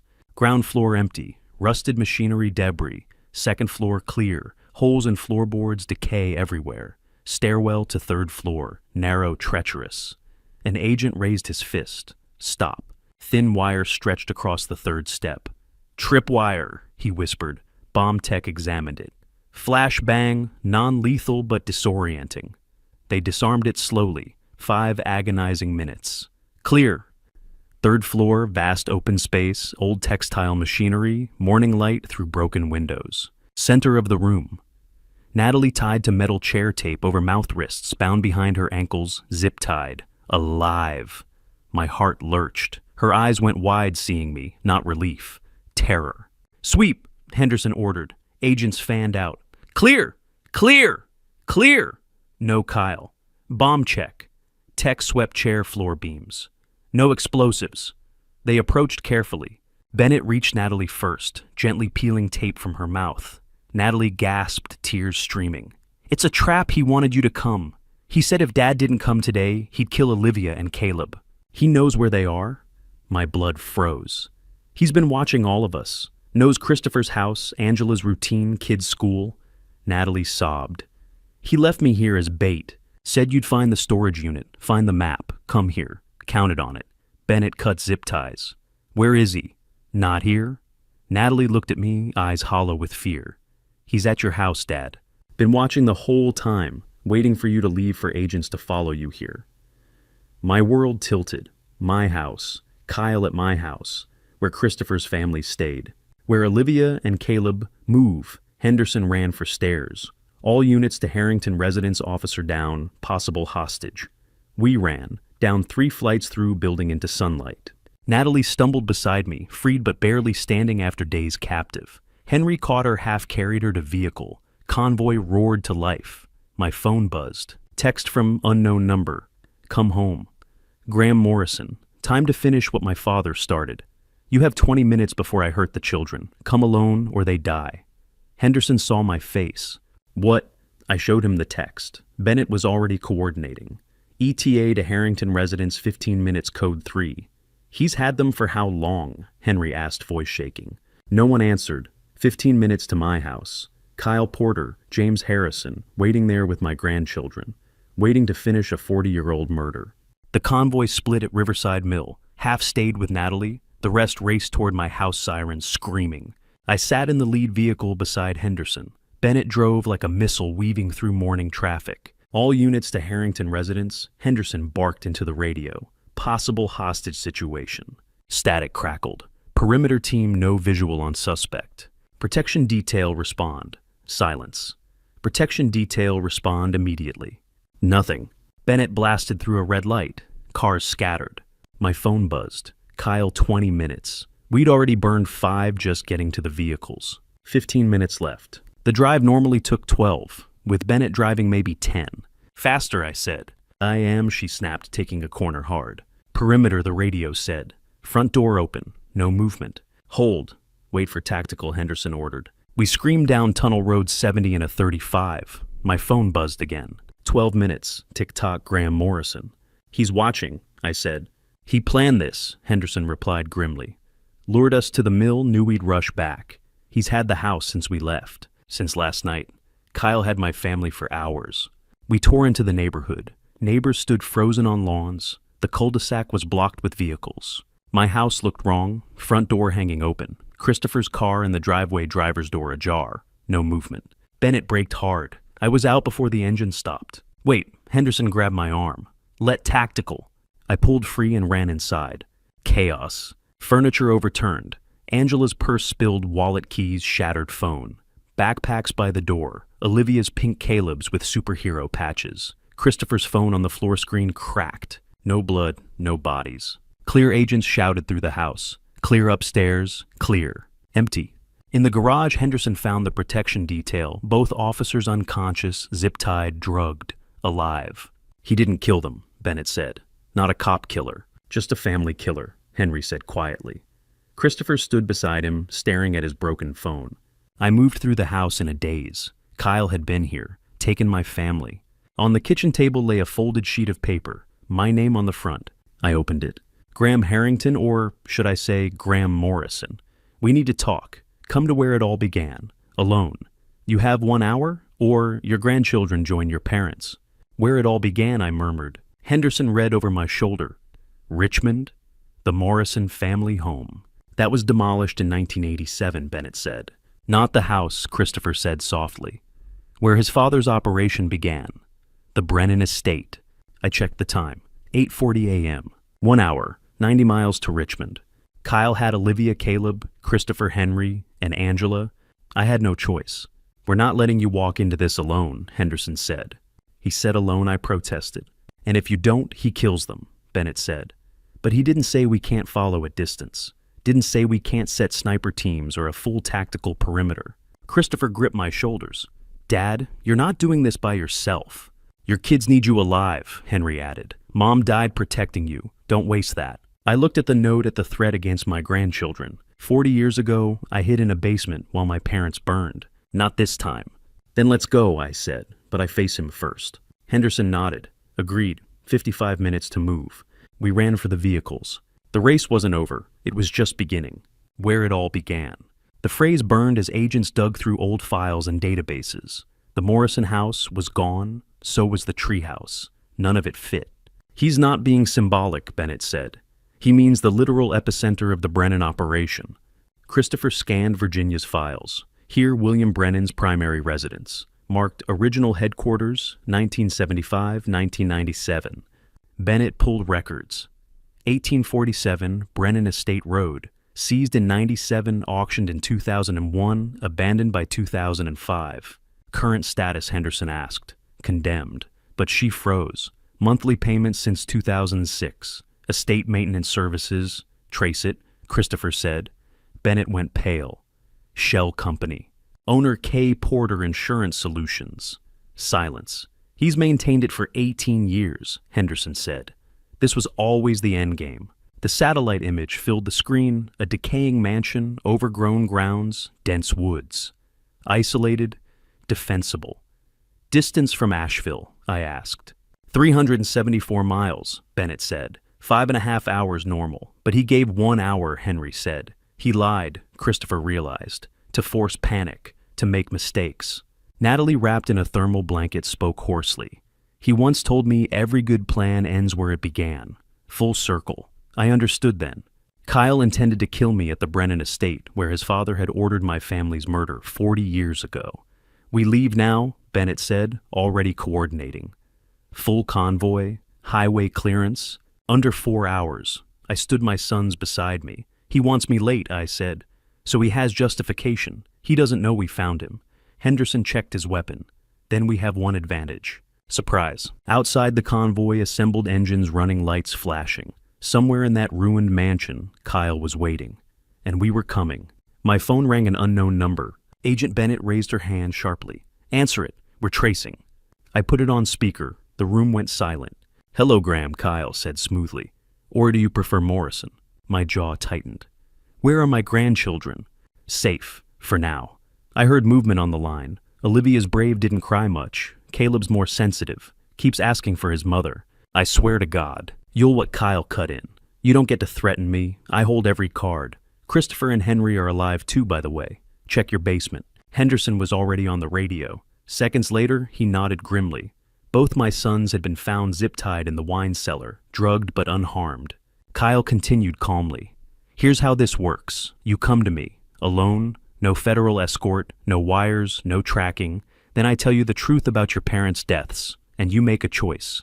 What choice? Your life for theirs, he said without hesitation. You die quietly, tragic suicide, overwhelmed by grief, and I release the children. Your sons raise them. Everyone lives. A pause. Or you refuse and I kill Olivia and Caleb right now. Then I disappear with Virginia's money. My vision blurred with rage. Why? Because your family destroyed mine, Kyle said coldly. Your father stole from mine first. Thomas Morrison tried to blackmail William Brennan over a land deal. My father defended what was his. True or manipulation, I couldn't tell. Thomas Morrison wasn't a hero, Kyle continued. He was greedy. But you testified. You sent Marcus Webb to prison. You destroyed my family. I was 19 when federal agents tore our home apart. I watched my father die in court because of you. I've waited 40 years for this. I forced my voice steady. If I come, you swear the children go free.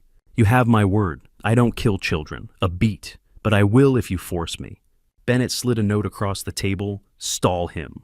I ignored it. What guarantee do I have? None, Kyle replied lightly. That's faith. But if I wanted them dead, they'd already be gone. I want you, Graham Morrison, the boy who hid in the basement.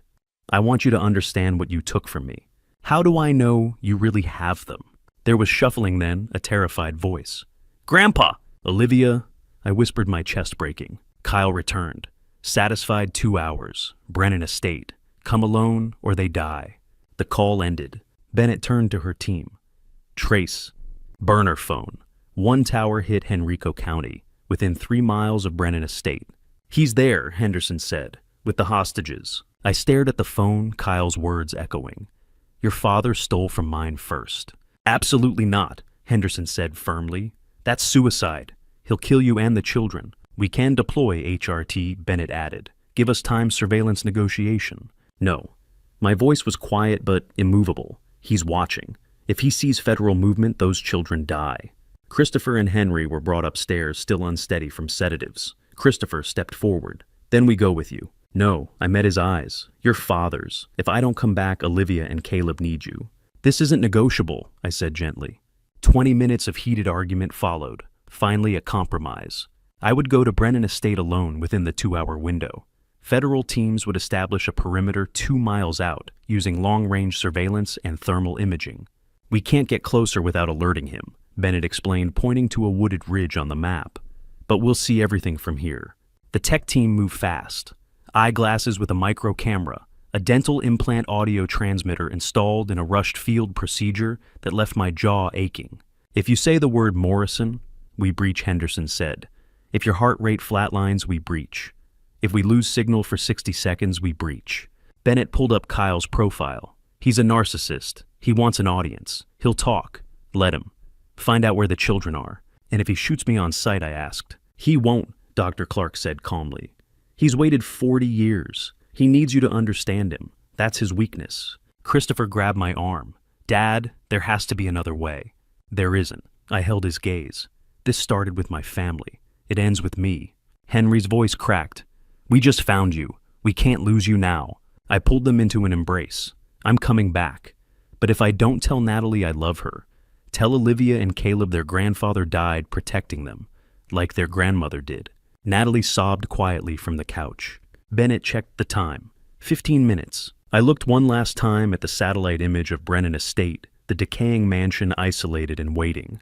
Somewhere inside, a man who had planned revenge for 40 years was ready. I touched the eyeglass frame, feeling the hidden camera. Let's finish this. The GPS died 2 miles out expected. I relied on memory and Virginia State Police directions from an hour ago. They'd dropped back at the county line as promised. At 1:35 p.m., after 4 hours of driving, I turned onto a narrow access road choked with overgrown brush. The rental car FBI provided untraceable bumped over cracked asphalt. Then I saw it. Brennan Estate rose from the wilderness like a monument to decay. 3-story colonial architecture, once grand, now rotting. Massive white columns flanked a sagging portico. Windows gaped like empty eye sockets, some broken, others intact, but filthy. The circular driveway centered on a shattered fountain, weeds erupting through marble. My hidden camera transmitted everything to the command vehicle 2 miles away. Christopher, Henry, and Natalie watched the screens with Henderson and Bennett holding their breath. I parked, killed the engine. Silence pressed down. No birds, no wind, just the oppressive stillness of abandonment. I stepped out. Gravel crunched under my shoes. The front door opened before I reached it. Kyle Porter stood framed in the doorway wearing khakis and a polo shirt, like he was hosting a casual weekend gathering. A holstered pistol sat visibly on his hip. He smiled, calm, almost warm. Graham Morrison, after all these years. My voice was steady. Where are Olivia and Caleb? Alive, for now? Kyle stepped aside, gesturing inward. Please come in. We have so much to discuss. I crossed the threshold into a nightmare. The entrance hall stretched impossibly long. Sheet-covered furniture hulked in shadows. Peeling wallpaper hung in strips, exposing water-damaged plaster beneath. The smell hit me, mildew rot, decades of neglect. Yet somehow, the floors were swept clean, as if Kyle had prepared for this moment. This way. Kyle led me down a hallway lined with portraits Brennan family ancestors, staring down with oil-painted judgment. My dental transmitter picked up every word for the listening FBI team. We entered a library, floor-to-ceiling bookshelves filled with leather volumes. A massive oak desk dominated the space. 2 wingback chairs faced each other, positioned like a stage set. Kyle gestured to one chair. Sit. Can I offer you something I have your favorite Virginia told me? Bourbon, no ice. I remained standing. I didn't come here for drinks. Where are the children? Safe, upstairs, sleeping. I gave them something mild to keep them calm. They're not suffering, Graham. I'm not a monster. Kyle moved to a sideboard, poured 2 glasses of bourbon anyway. But we won't discuss them until we discuss us. Sit, please. I sat, calculating. The library had 2 exits, the door we'd entered, and French doors leading to an overgrown garden. Windows offered no escape bars installed on the outside. Kyle had chosen this room carefully. Kyle settled into the opposite chair, placing his pistol on the small table between us. Not pointing it, just there. A reminder. Comfortable. Kyle took a sip of bourbon, studying me like a specimen. This was my father's favorite room. He did business here, made decisions, gave orders. His expression shifted, something darker flickering beneath the civility. The order to kill your parents was given in this very chair. My hands clenched. Kyle leaned forward, his eyes locked on mine. Let's talk about October 12th, 1984. Kyle swirled, his bourbon eyes locked on me. My father wasn't a good man. Drug trafficking, extortion, murder, he did it all. But he had principles. He never touched families, never harmed innocents unless forced. He paused. Your father broke those principles. My jaw tightened. My father was a real estate developer. Your father was a thief. Kyle leaned forward. In 1983, my father paid Thomas Morrison $2 million as deposit for 40 acres in Henrico County legitimate development. Your father took the money, then sold that same land to another developer, pocketed both payments. That's a lie. Check the property records. Your family got very wealthy in 1983-84. Where do you think that money came from? Kyle let the doubt settle. When my father confronted him, Thomas Morrison laughed in his face, said, "What are you going to do? Call the police." Kyle continued, voice softening. My father gave yours a chance to return the money. He refused, so my father eliminated the problem. Marcus Webb handled it. I watched. I was 19. My initiation. His expression flickered. Your mother's screaming still haunts me. I didn't want her to die, but she saw us. She fought Marcus. My vision blurred with rage. You murdered them. Marcus murdered them. I witnessed it. Proved my loyalty. Kyle's voice hardened. But you hid in that basement, then testified. You identified Marcus, sent him to prison where he died. You destroyed my father's organization. He had a heart attack in court, dropped dead right in front of me. I was 24 watching my father die because you couldn't keep your mouth shut. He was a criminal. He was my father. Kyle slammed his glass down. You took him from me, just like I took yours from you. That's justice. Eye for an eye. Justice! My laugh was bitter. You murdered innocent people. Were they innocent? Kyle's composure returned. Your mother helped your father launder the stolen money. She knew where it came from. New cars, private schools, that vacation home in Virginia Beach. That's not... Virginia didn't think they were innocent. Kyle dropped the bombshell. She investigated your parents' finances before marrying you.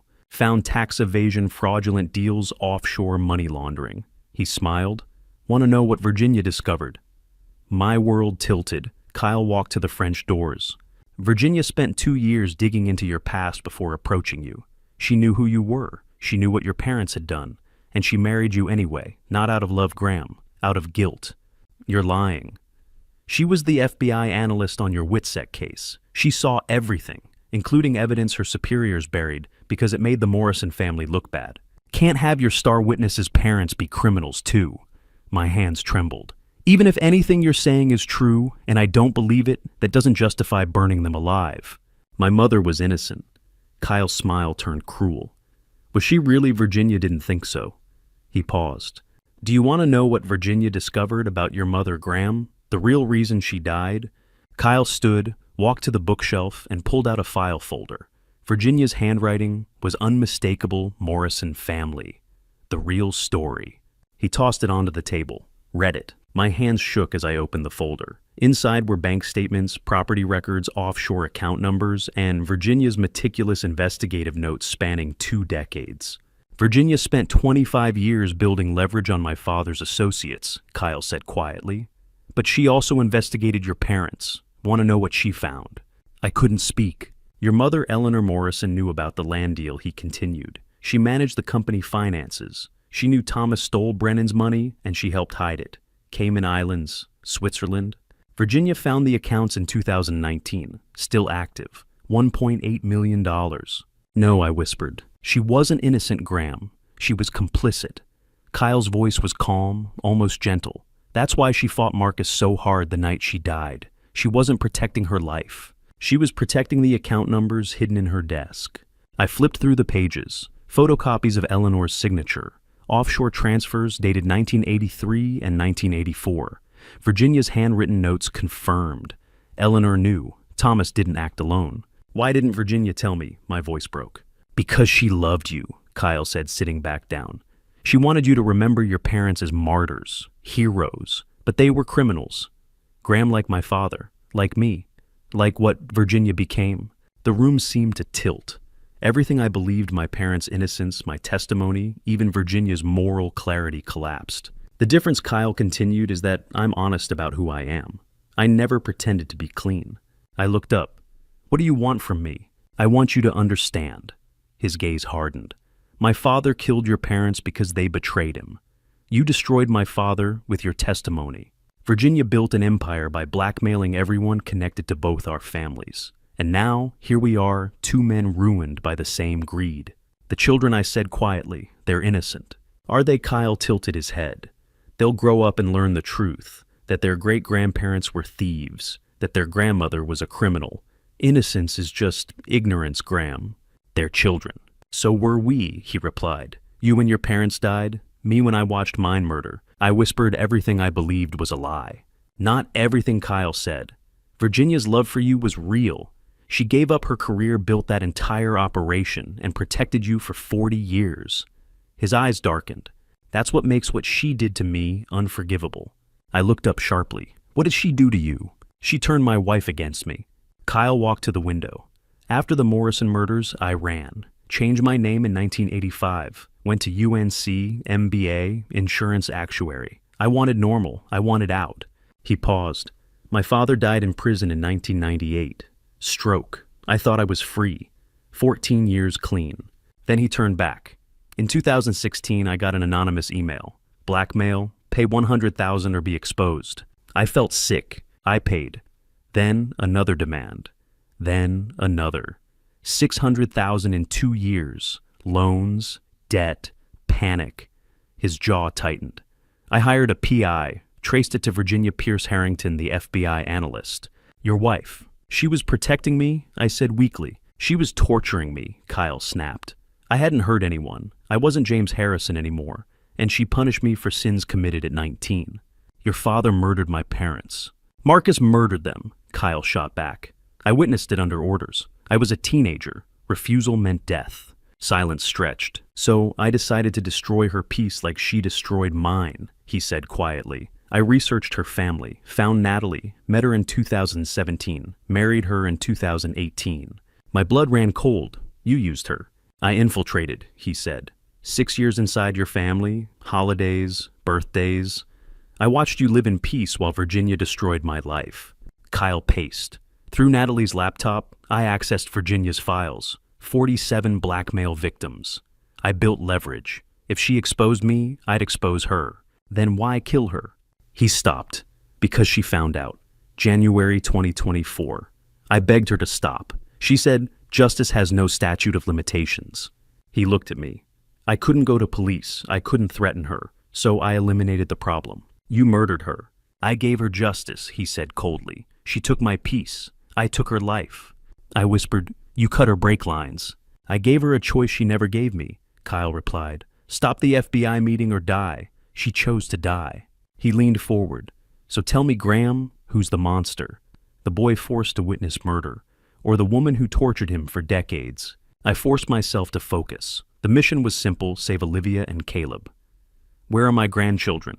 Kyle's expression softened slightly. Upstairs, locked in a bedroom, unharmed. I'm not a monster, Graham. I don't hurt children. You're holding them hostage. I'm making a point. Kyle walked to the desk, opened a drawer, and pulled out a small medical case. Inside a syringe filled with clear liquid. You can end this. Your life for theirs. Right now. I stared at the syringe. Insulin, massive dose. You'll fall asleep. Heart stops in 3 minutes. Painless. Medical examiner will rule it. Suicide grief over Virginia's death perfectly plausible. The children go free. Your sons inherit Virginia's remaining money. Everyone moves on. And you? Kyle smiled. I disappear. New identity, new life. Again, I'm good at it. My mind raced. Let me see them first, I said. Let me say goodbye. Kyle studied me, calculating. Finally, he nodded. Fair request. Come. He led me out of the library down a hallway lined with water-stained portraits. My hidden camera transmitted every detail. Second floor. Kyle unlocked a door on the right. Inside, Olivia and Caleb huddled together on an old 4-poster bed. Both wore the same clothes from school. Yesterday wrinkled, frightened but alive. No visible injuries. Grandpa! Olivia's voice cracked. I rushed forward, pulling them into my arms. Caleb sobbed against my chest. Olivia held on tight, trembling. You're okay, I whispered. I promise you're going to be okay. Kyle watched from the doorway, gun still holstered but hand resting on it. You have 2 minutes. I cupped Olivia's face, speaking low. Listen carefully. When I say the word Morrison, not before exactly, when I say it, you run. Both of you. Down the stairs, out the front door. Don't stop. Understand? Olivia's eyes widened. She nodded almost imperceptibly. Caleb whispered, I'm scared. I know, buddy, but you're brave, just like your dad. I kissed his forehead. When I say the word, you run with Olivia. She'll take care of you. I pulled both children close one last time. Your grandmother loved you so much. She did everything to protect this family. I'm going to finish what she started. Time's up.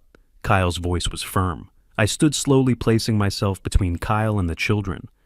I need to know they'll be safe. How do I know you'll keep your word? Kyle's expression was unreadable.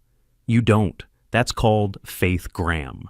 The same faith you had when you testified against Marcus Webb 40 years ago. You believed justice would prevail. He paused. Did it? I met his eyes. Justice isn't what either of us thought it was. No, Kyle agreed quietly. It isn't. He gestured toward the door. Downstairs. We finish this. I turned back to Olivia and Caleb one last time. Olivia mouthed Morrison. I nodded. Kyle locked the door behind us as we descended to the library. Touching? Now your choice. Back in the library, I made one final attempt to delay. Before I decide, tell me exactly how you killed Virginia. I deserve to know. Kyle's eyes gleamed. He'd been waiting for this. She called me March 19th, said she had proof of my identity, demanded a meeting. I agreed. Blue Ridge Parkway, overlook March 20th, 6 p.m. My fists clenched. I arrived early, 4 p.m., crawled under her car. Professional job, nearly invisible. Cut the brake lines 3/4 through. They'd hold for normal driving, but fail under pressure. Kyle's tone was clinical. At the meeting, I told her everything. Who I was, why I married Natalie, how much I hated her. She recorded you, I said quietly. Smart woman. Kyle nodded appreciatively. But she didn't know I'd already sabotaged her car. She drove away thinking she'd won, thinking she'd expose me to the FBI the next day. My jaw tightened. She crashed 2 miles out. Sharp turns, steep grade brakes failed completely. Car went over the embankment, rolled 3 times. She died instantly. Kyle's voice held no remorse. Clean, professional. The recording device in her purse survived because it ejected during impact. That's the tape you found? You knew about the tape. I assumed she had insurance, didn't care. By the time police found the recording, I'd be gone. Kyle's expression darkened. Except, Natalie found it first. She heard it. She knew, and she ran. With the money. With my money! Kyle's voice turned sharp. Virginia stole $7.3 million from my father's associates over 25 years. That fortune was built on my suffering, the $600,000 she extorted from me, the leverage she held. Natalie took $4.7 million. She owes me. She owes you nothing. You killed her mother. Her mother destroyed my life first. Kyle leaned forward. Virginia hunted me for 40 years, blackmailed me, tortured me. She chose to die rather than leave me alone. So I gave her what she wanted, a dramatic ending. My voice was ice. You're insane. I'm consistent. Kyle stood, retrieving the insulin syringe from the desk. Your father stole from mine. My father killed yours. You destroyed my father. Virginia destroyed me. I destroyed Virginia. And now, he held up the syringe. You'll sacrifice yourself to save your grandchildren. The cycle completes. I stared at the syringe. This ends here. No more killing. Agreed. Kyle's smile was cold. After you die. And if I refuse, Kyle walked to the library door, opened it, called upstairs. Olivia, Caleb. Your grandfather says he doesn't love you enough to save you. A child's scream pierced the silence. I lunged forward. Stop! Kyle closed the door calmly. Your choice, Graham, you or them. My mind raced. The code word. Morrison. But if I said it now, Kyle might reach the children before FBI breached. I needed Kyle here, away from that locked door. I'll do it, I said quietly. I'll take the injection. Kyle's expression shifted, surprise, then satisfaction. Finally, a Morrison with honor. He approached with the syringe. I held out my arm. One condition. You release them the moment I'm unconscious. You don't touch them. You have my word. Kyle positioned the needle. My pulse hammered. Kyle pressed the needle to my skin. I looked him in the eye. "My name is Graham Morrison." I slowly stood, pushing the syringe away. "I'm not taking that injection, Kyle." His expression darkened instantly. "Then the children die." "No." My voice surprised me, steady, controlled. "They won't. Because you're not a child killer. You said it yourself. Your father never targeted families. You were 19 when my parents died, barely more than a child. You've carried that guilt for 40 years. That's why you changed your name. Why you tried to build a normal life. You're not your father. Don't psychoanalyze me," Kyle snapped. "Virginia was wrong to blackmail you," I said, stepping closer. "She should have turned you in 25 years ago and let the system decide. But killing her didn't give you peace. It only gave you more guilt, more nightmares. Killing me won't save you. It will turn you into exactly what William Brennan was." Kyle's hand drifted toward the pistol on the table. "You don't know me. I know you kept those children alive. You drugged federal agents instead of killing them. You spent your life trying to be better than your father." I held his gaze. "But threatening children murdering their grandmother, that's exactly what he would have done." His hand trembled on the gun. For a brief moment, hesitation crossed his face, the 19-year-old boy who watched murder and carried it for decades. "Let them go," I said quietly. "Turn yourself in. Let everything come out. Virginia's blackmail, my parents' crimes, your father's crimes, all of it. That's justice, not revenge." For a heartbeat, I thought I'd reached him. Then his expression hardened. His fingers closed around the pistol. He raised it and aimed directly at my chest. "You're a fool," he said. Just like Virginia. The room seemed to shrink. I heard my own breathing. Upstairs, Olivia and Caleb were waiting for a signal I hadn't given. Virginia died protecting people? I said, amazed my voice didn't shake. "I'm not afraid to do the same." Kyle's finger moved to the trigger. "Then you'll die for nothing." "No." I straightened. "She died giving me the truth. And I'm going to use it. Whatever you do to me, the evidence survives. The tape survives. Your confession is already in federal hands. Killing me changes nothing. It gives me satisfaction," he replied coldly. "Does it?" I took a step toward the gun. "Or does it finally make you the man you've spent 40 years trying not to become?" Behind my glasses, the hidden camera recorded everything. The dental transmitter captured every word.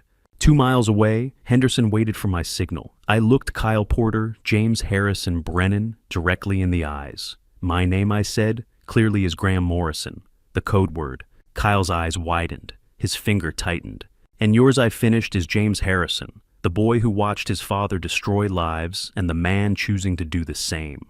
The gunshot shattered the silence. At the same instant, glass exploded from a second-floor window, FBI tactical breach.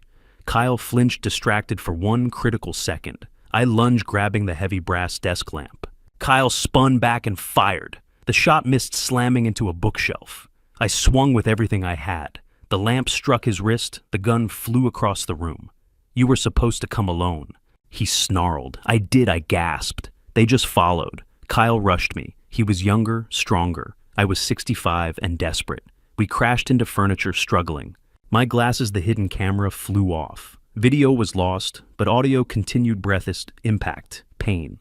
Kyle slammed me against the wall, hands closing around my throat. "If I die, everyone dies." I rigged explosives in the basement bluff, or truth I didn't know. My vision blurred. Then I remembered Virginia years ago, insisting I learn basic self-defense.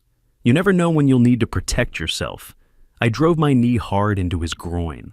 Kyle released me, stumbling backward. FBI agents were on the stairs now. "Federal agents, drop your weapon."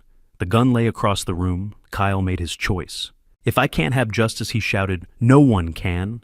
He lunged for the pistol toward the stairs, leading to my grandchildren. I barely had breath to shout, "Morrison." The breach code. I was closest. In that instant, I chose. I grabbed the heavy bronze bookend and threw it with everything I had.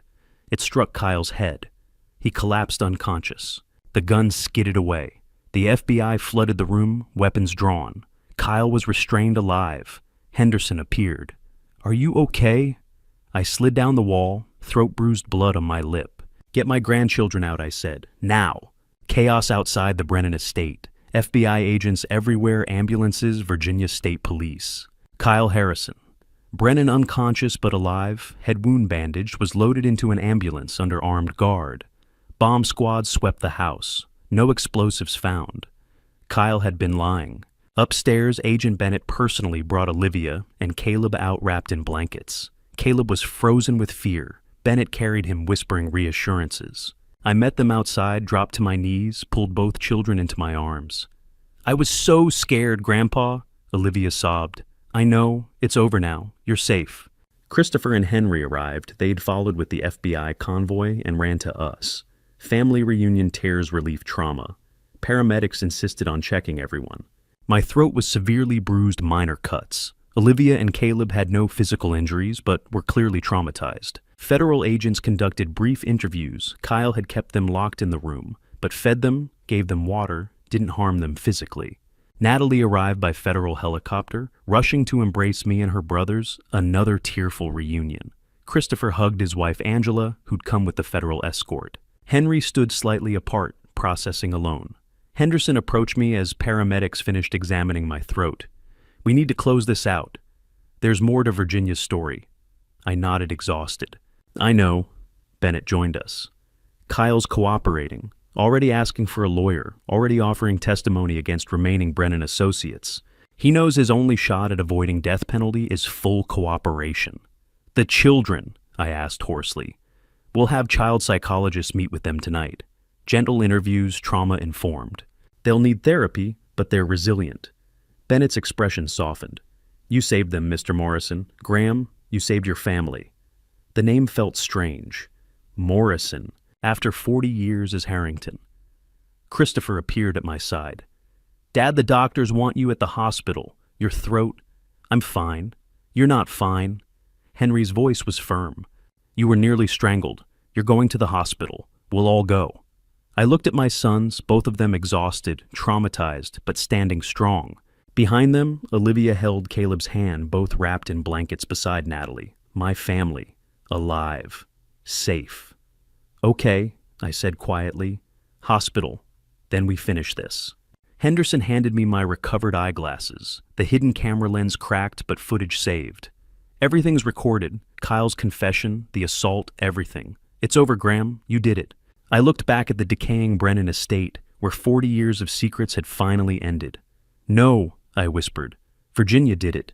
I just finished what she started." 3 days later, we gathered at FBI Charlotte. Graham, Christopher, Henry, Natalie. Agent Bennett presented final evidence from Virginia's safe deposit box, a USB drive labeled "For My Family." After KP is caught, Bennett plugged it in. Virginia appeared on screen, dated January 15th, 2024, 2 months before she died. She looked tired, but peaceful. "My loves, if you're watching this, I'm gone, and Kyle has been caught. Good." She explained her 25-year mission completely. The blackmail operation wasn't just to protect me. It was to dismantle William Brennan's entire criminal network. 47 associates, 12 corrupt officials, 8 judges, 6 law enforcement officers. Every dollar Virginia collected went into trust funds for 3 purposes. Education for the grandchildren, $3 million allocated. Restitution for Brennan Network, victims $2.8 million, and operational costs protecting me, $1.5 million. The missing money Kyle and Natalie had fought over, already distributed to 23 families harmed by the Brennan organization over 40 years. Virginia had established anonymous trust funds in 2023, began distributions in November. She had been nearly finished, just needed to identify James Harrison to complete the mission. "I know what I did was illegal," Virginia said on screen, "but every person I targeted had committed real crimes that destroyed lives. I didn't create criminals, I documented them. And I used their fear to protect the people they had harmed." She looked directly at the camera. "Graham, I'm sorry for keeping your past from you. I wanted you to have peace. Christopher, Henry, Natalie, I'm sorry I couldn't tell you the truth, but everything I did for love." Tears streamed down Natalie's face. Christopher gripped the table. Henry stared at the screen, jaw tight. Virginia's voice softened. "The Brennan Network destroyed hundreds of lives. Thomas and Eleanor Morrison were just 2. I couldn't bring them back, but I could make sure their deaths meant something. I could make sure William Brennan's empire crumbled, and I could protect the one witness who survived the man I loved." She wiped her eyes. "I don't expect forgiveness. I don't expect understanding. I just need you to know every choice I made, Every risk I took, every lie, I told it was all for you, for family, for justice. Virginia looked straight at me through the screen. Graham, you're free now. Free to be whoever you want to be, Morrison or Harrington. Free to grieve your parents properly. Free to hate me for what I did or forgive me. But please teach our grandchildren that justice and compassion must exist together. That love without truth is manipulation, but truth without love is cruelty. I failed to balance that. Don't let them fail. Her voice broke. I love you. I've always loved you. I'll love you beyond death. Forgive me. Forgive yourself. Live fully. The screen went black. I sat in silence, tears on my face. Around me, my children cried. She was remarkable, Bennett said quietly. Flawed, yes, but remarkable. I nodded. She was everything. That afternoon, Bennett presented the final outcomes of the case. Kyle Harrison Brennan would be tried in Virginia for first-degree murder. 5 counts of kidnapping, assault, extortion, and racketeering. Federal prosecutors were seeking life without parole. The death penalty remained possible, but unlikely given the complexity of the case and Kyle's cooperation. Kyle was already testifying against the remaining Brennan network. His statements were expected to close 14 unsolved murders committed between 1975 and 1995. The Morrison murder case from 1984 was officially reopened. Evidence from Virginia's files and Kyle's storage unit would allow prosecutors to posthumously indict William Brennan, Detective Raymond Cook, and 3 corrupt prosecutors who had buried the truth decades earlier. My testimony from 1984 was formally vindicated. The Department of Justice would issue an official apology. Witness protection gave me a final choice: legally reclaim my birth identity as Graham Morrison or remain Graham Harrington. Natalie's withdrawal of $4.7 million was ruled legitimate. As Virginia's executor, she had fled for safety. The money was recovered and would be redistributed according to Virginia's will. No charges were filed. Federal prosecutors declined to pursue posthumous charges against Virginia. Her actions had been illegal, but they dismantled a powerful criminal network and prevented greater crimes. Officially, she would be remembered as a complex figure. There's one more thing, Henderson said. Virginia left something for you. He handed me a sealed envelope. For Graham. Open after everything ends. Take it home, Bennett said gently. I held the envelope, recognizing her handwriting immediately. One last message from my wife. What happens now? Christopher asked. Henderson leaned forward. Now we rebuild. Kyle's testimony will bring closure to dozens of families. Virginia's documentation will change how we handle organized crime infiltration. And he looked at me carefully. You get to decide who you want to be. Graham Morrison or Graham Harrington. Both, neither. Whatever feels right, he said. You spent 40 years as someone else. Now you choose. I need time, I said. Take it, Bennett replied. The threats are gone. You're free for the first time in 40 years. Free. The word felt unfamiliar.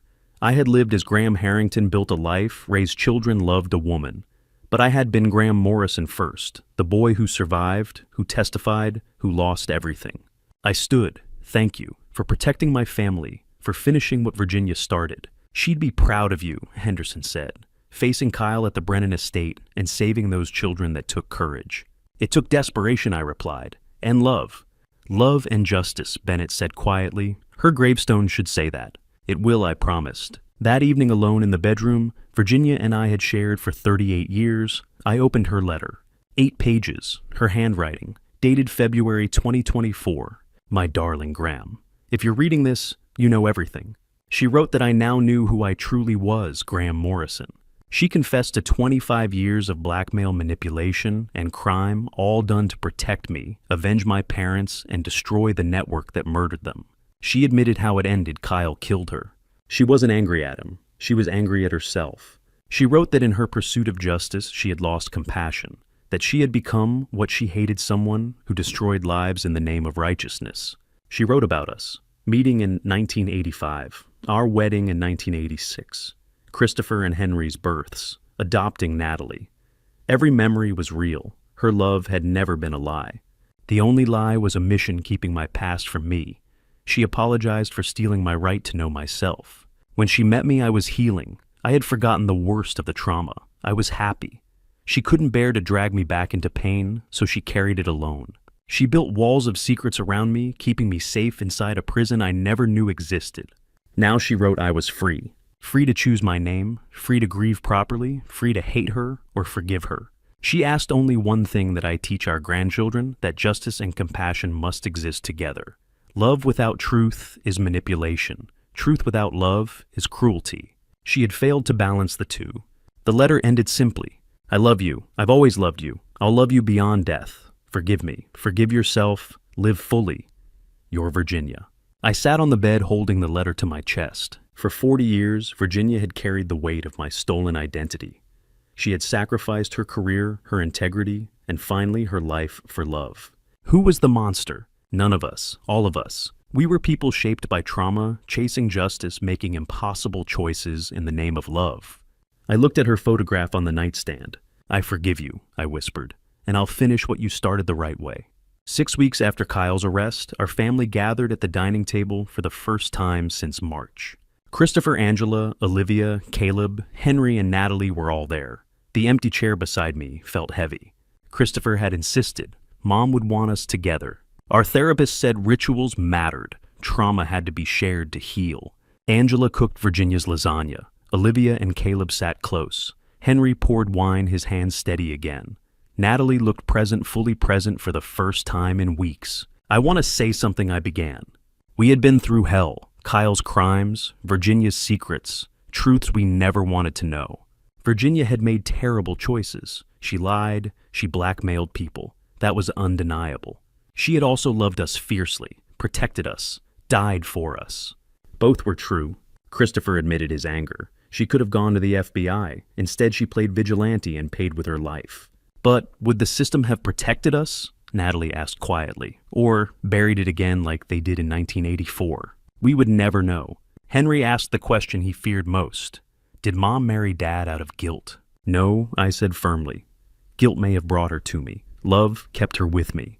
I miss Grandma, Olivia whispered. So do I said. We ate. We shared stories. Healing wasn't neat, but it had begun. Before leaving, Caleb asked Grandpa, "Who are you now?" "I'm both," I answered, "Morrison and Harrington. I need both to be whole." I raised my glass. To Virginia, for truth and lies, justice and mercy, love and sacrifice. To Virginia, they echoed. And surrounded by the family she died to protect, I felt her absence and her presence. We were broken. We were healing. We were home. 1 year to the day after Kyle shot at me in the Brennan Estate Library, I stood at Virginia's grave. The November morning was crisp and clear, the kind of day she'd loved. I placed fresh roses red, her favorite, on the granite headstone. Virginia Pierce Harrington, 1961 to 2024. Beloved wife, mother, grandmother. The fierce love that protects endures forever. We made it through the first year, I told her. It wasn't easy, but I think you'd be proud of us. In my pocket, I carried her final letter, the one from the treehouse lockbox. I'd read it so many times the paper was soft and creased. My dearest Graham, if you're reading this, I'm gone, and you know the truth. I know you're angry, I know you feel betrayed, but please remember, every choice I made, every line I crossed, every secret I kept, it was all for you. Loving you and raising our family has been the greatest privilege of my life. Please forgive me. I forgive you, I whispered. I understand now. The past year had brought seismic changes. Kyle Porter, James Harrison. Brennan pleaded guilty to first-degree murder, kidnapping, and extortion. He received life without parole at Red Onion State Prison. At sentencing, he'd looked directly at me and said, "I'm sorry, not for Virginia, she earned that, but for Olivia and Caleb, for Natalie. I became my father after all." I didn't respond. There was nothing left to say. The Morrison murder case from 1984 was officially reopened and resolved. The Richmond Commonwealth's attorney issued a formal apology for the corruption that had denied my parents justice for 40 years. A memorial plaque was installed on Monument Avenue commemorating Thomas and Eleanor Morrison as victims of organized crime and institutional failure.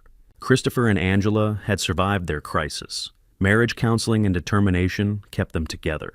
Christopher now consulted for the FBI's Financial Crimes Unit, dismantling money laundering operations. "Mom showed me what one person can do," he'd said. "I want to do it legally." Olivia and Caleb were healing, slowly but healing. Olivia, now 13, had joined her school's debate team and talked about becoming a lawyer. Caleb, 11, painted vivid canvases that released trauma his words couldn't express. Henry had moved to Seattle, taken a cybersecurity position, and was dating Emma, a kindergarten teacher, who made him laugh again. He called every Sunday. Natalie had stayed in Asheville, started nursing school, and volunteered at a women's shelter. She'd returned $3. $7 million to the federal government for victim compensation funds, keeping $1 million for education and a trust for Olivia and Caleb. Mom wanted us taken care of, she'd said, but not with money taken through fear. As for me, Graham Harrington Morrison, 66 years old, I'd found unexpected purpose. I spoke at victim advocacy conferences, telling Virginia's story and mine, not to excuse what she'd done, but to illuminate the impossible choices that trauma and injustice force upon people. I'd partnered with the Virginia Crime Victims Coalition to develop better WITSEC protections.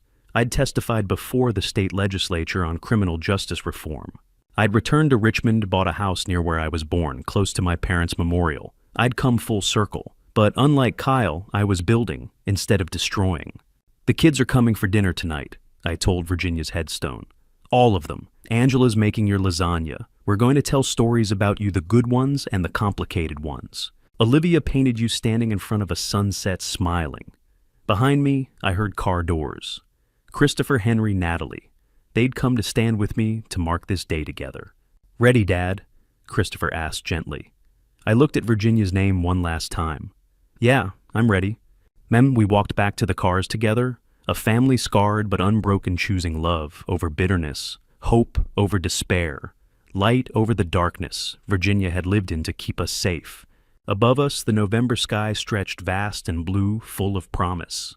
Virginia Pierce Harrington had sacrificed everything to protect the people she loved. Now, it was our turn to honor that sacrifice by living well, by loving fiercely, by fighting for justice the right way. And that, I thought, as we drove toward home, was the truest justice of all. Sitting here at 66, I need to share what I've learned from this true story. Don't be like me. Don't live in comfortable lies while someone you love destroys themselves protecting you. For 40 years, Virginia carried secrets that poisoned our marriage. I never asked hard questions, never pushed past her walls. God knows I failed her. The Bible says, the truth will set you free. And that's the hardest lesson of this true story. These grandpa stories I tell Olivia and Caleb now are honest, painful, but honest. Virginia's grandpa stories were beautiful lies built on sand. When truth came, it shattered us. Here's my lesson. Love without honesty isn't love, it's control. Protection without transparency isn't safety, it's prison. If someone's keeping secrets to protect, you demand answers. If you're keeping secrets, stop. God gave us truth for a reason. I thank God my grandchildren survived, but I'll never forgive myself for being blind. This true story isn't about a hero grandfather, it's about a man who woke up too late, a wife who chose vengeance over trust, and a family nearly destroyed by secrets disguised as love. Don't be like us. Choose truth. Choose transparency. Choose light over darkness. If this story touched you, please comment below, sharing your thoughts on these grandpa stories about justice and family. Subscribe to the channel for more honest content. Share this with someone who needs to hear it. Let's build a community where truth matters more than comfort.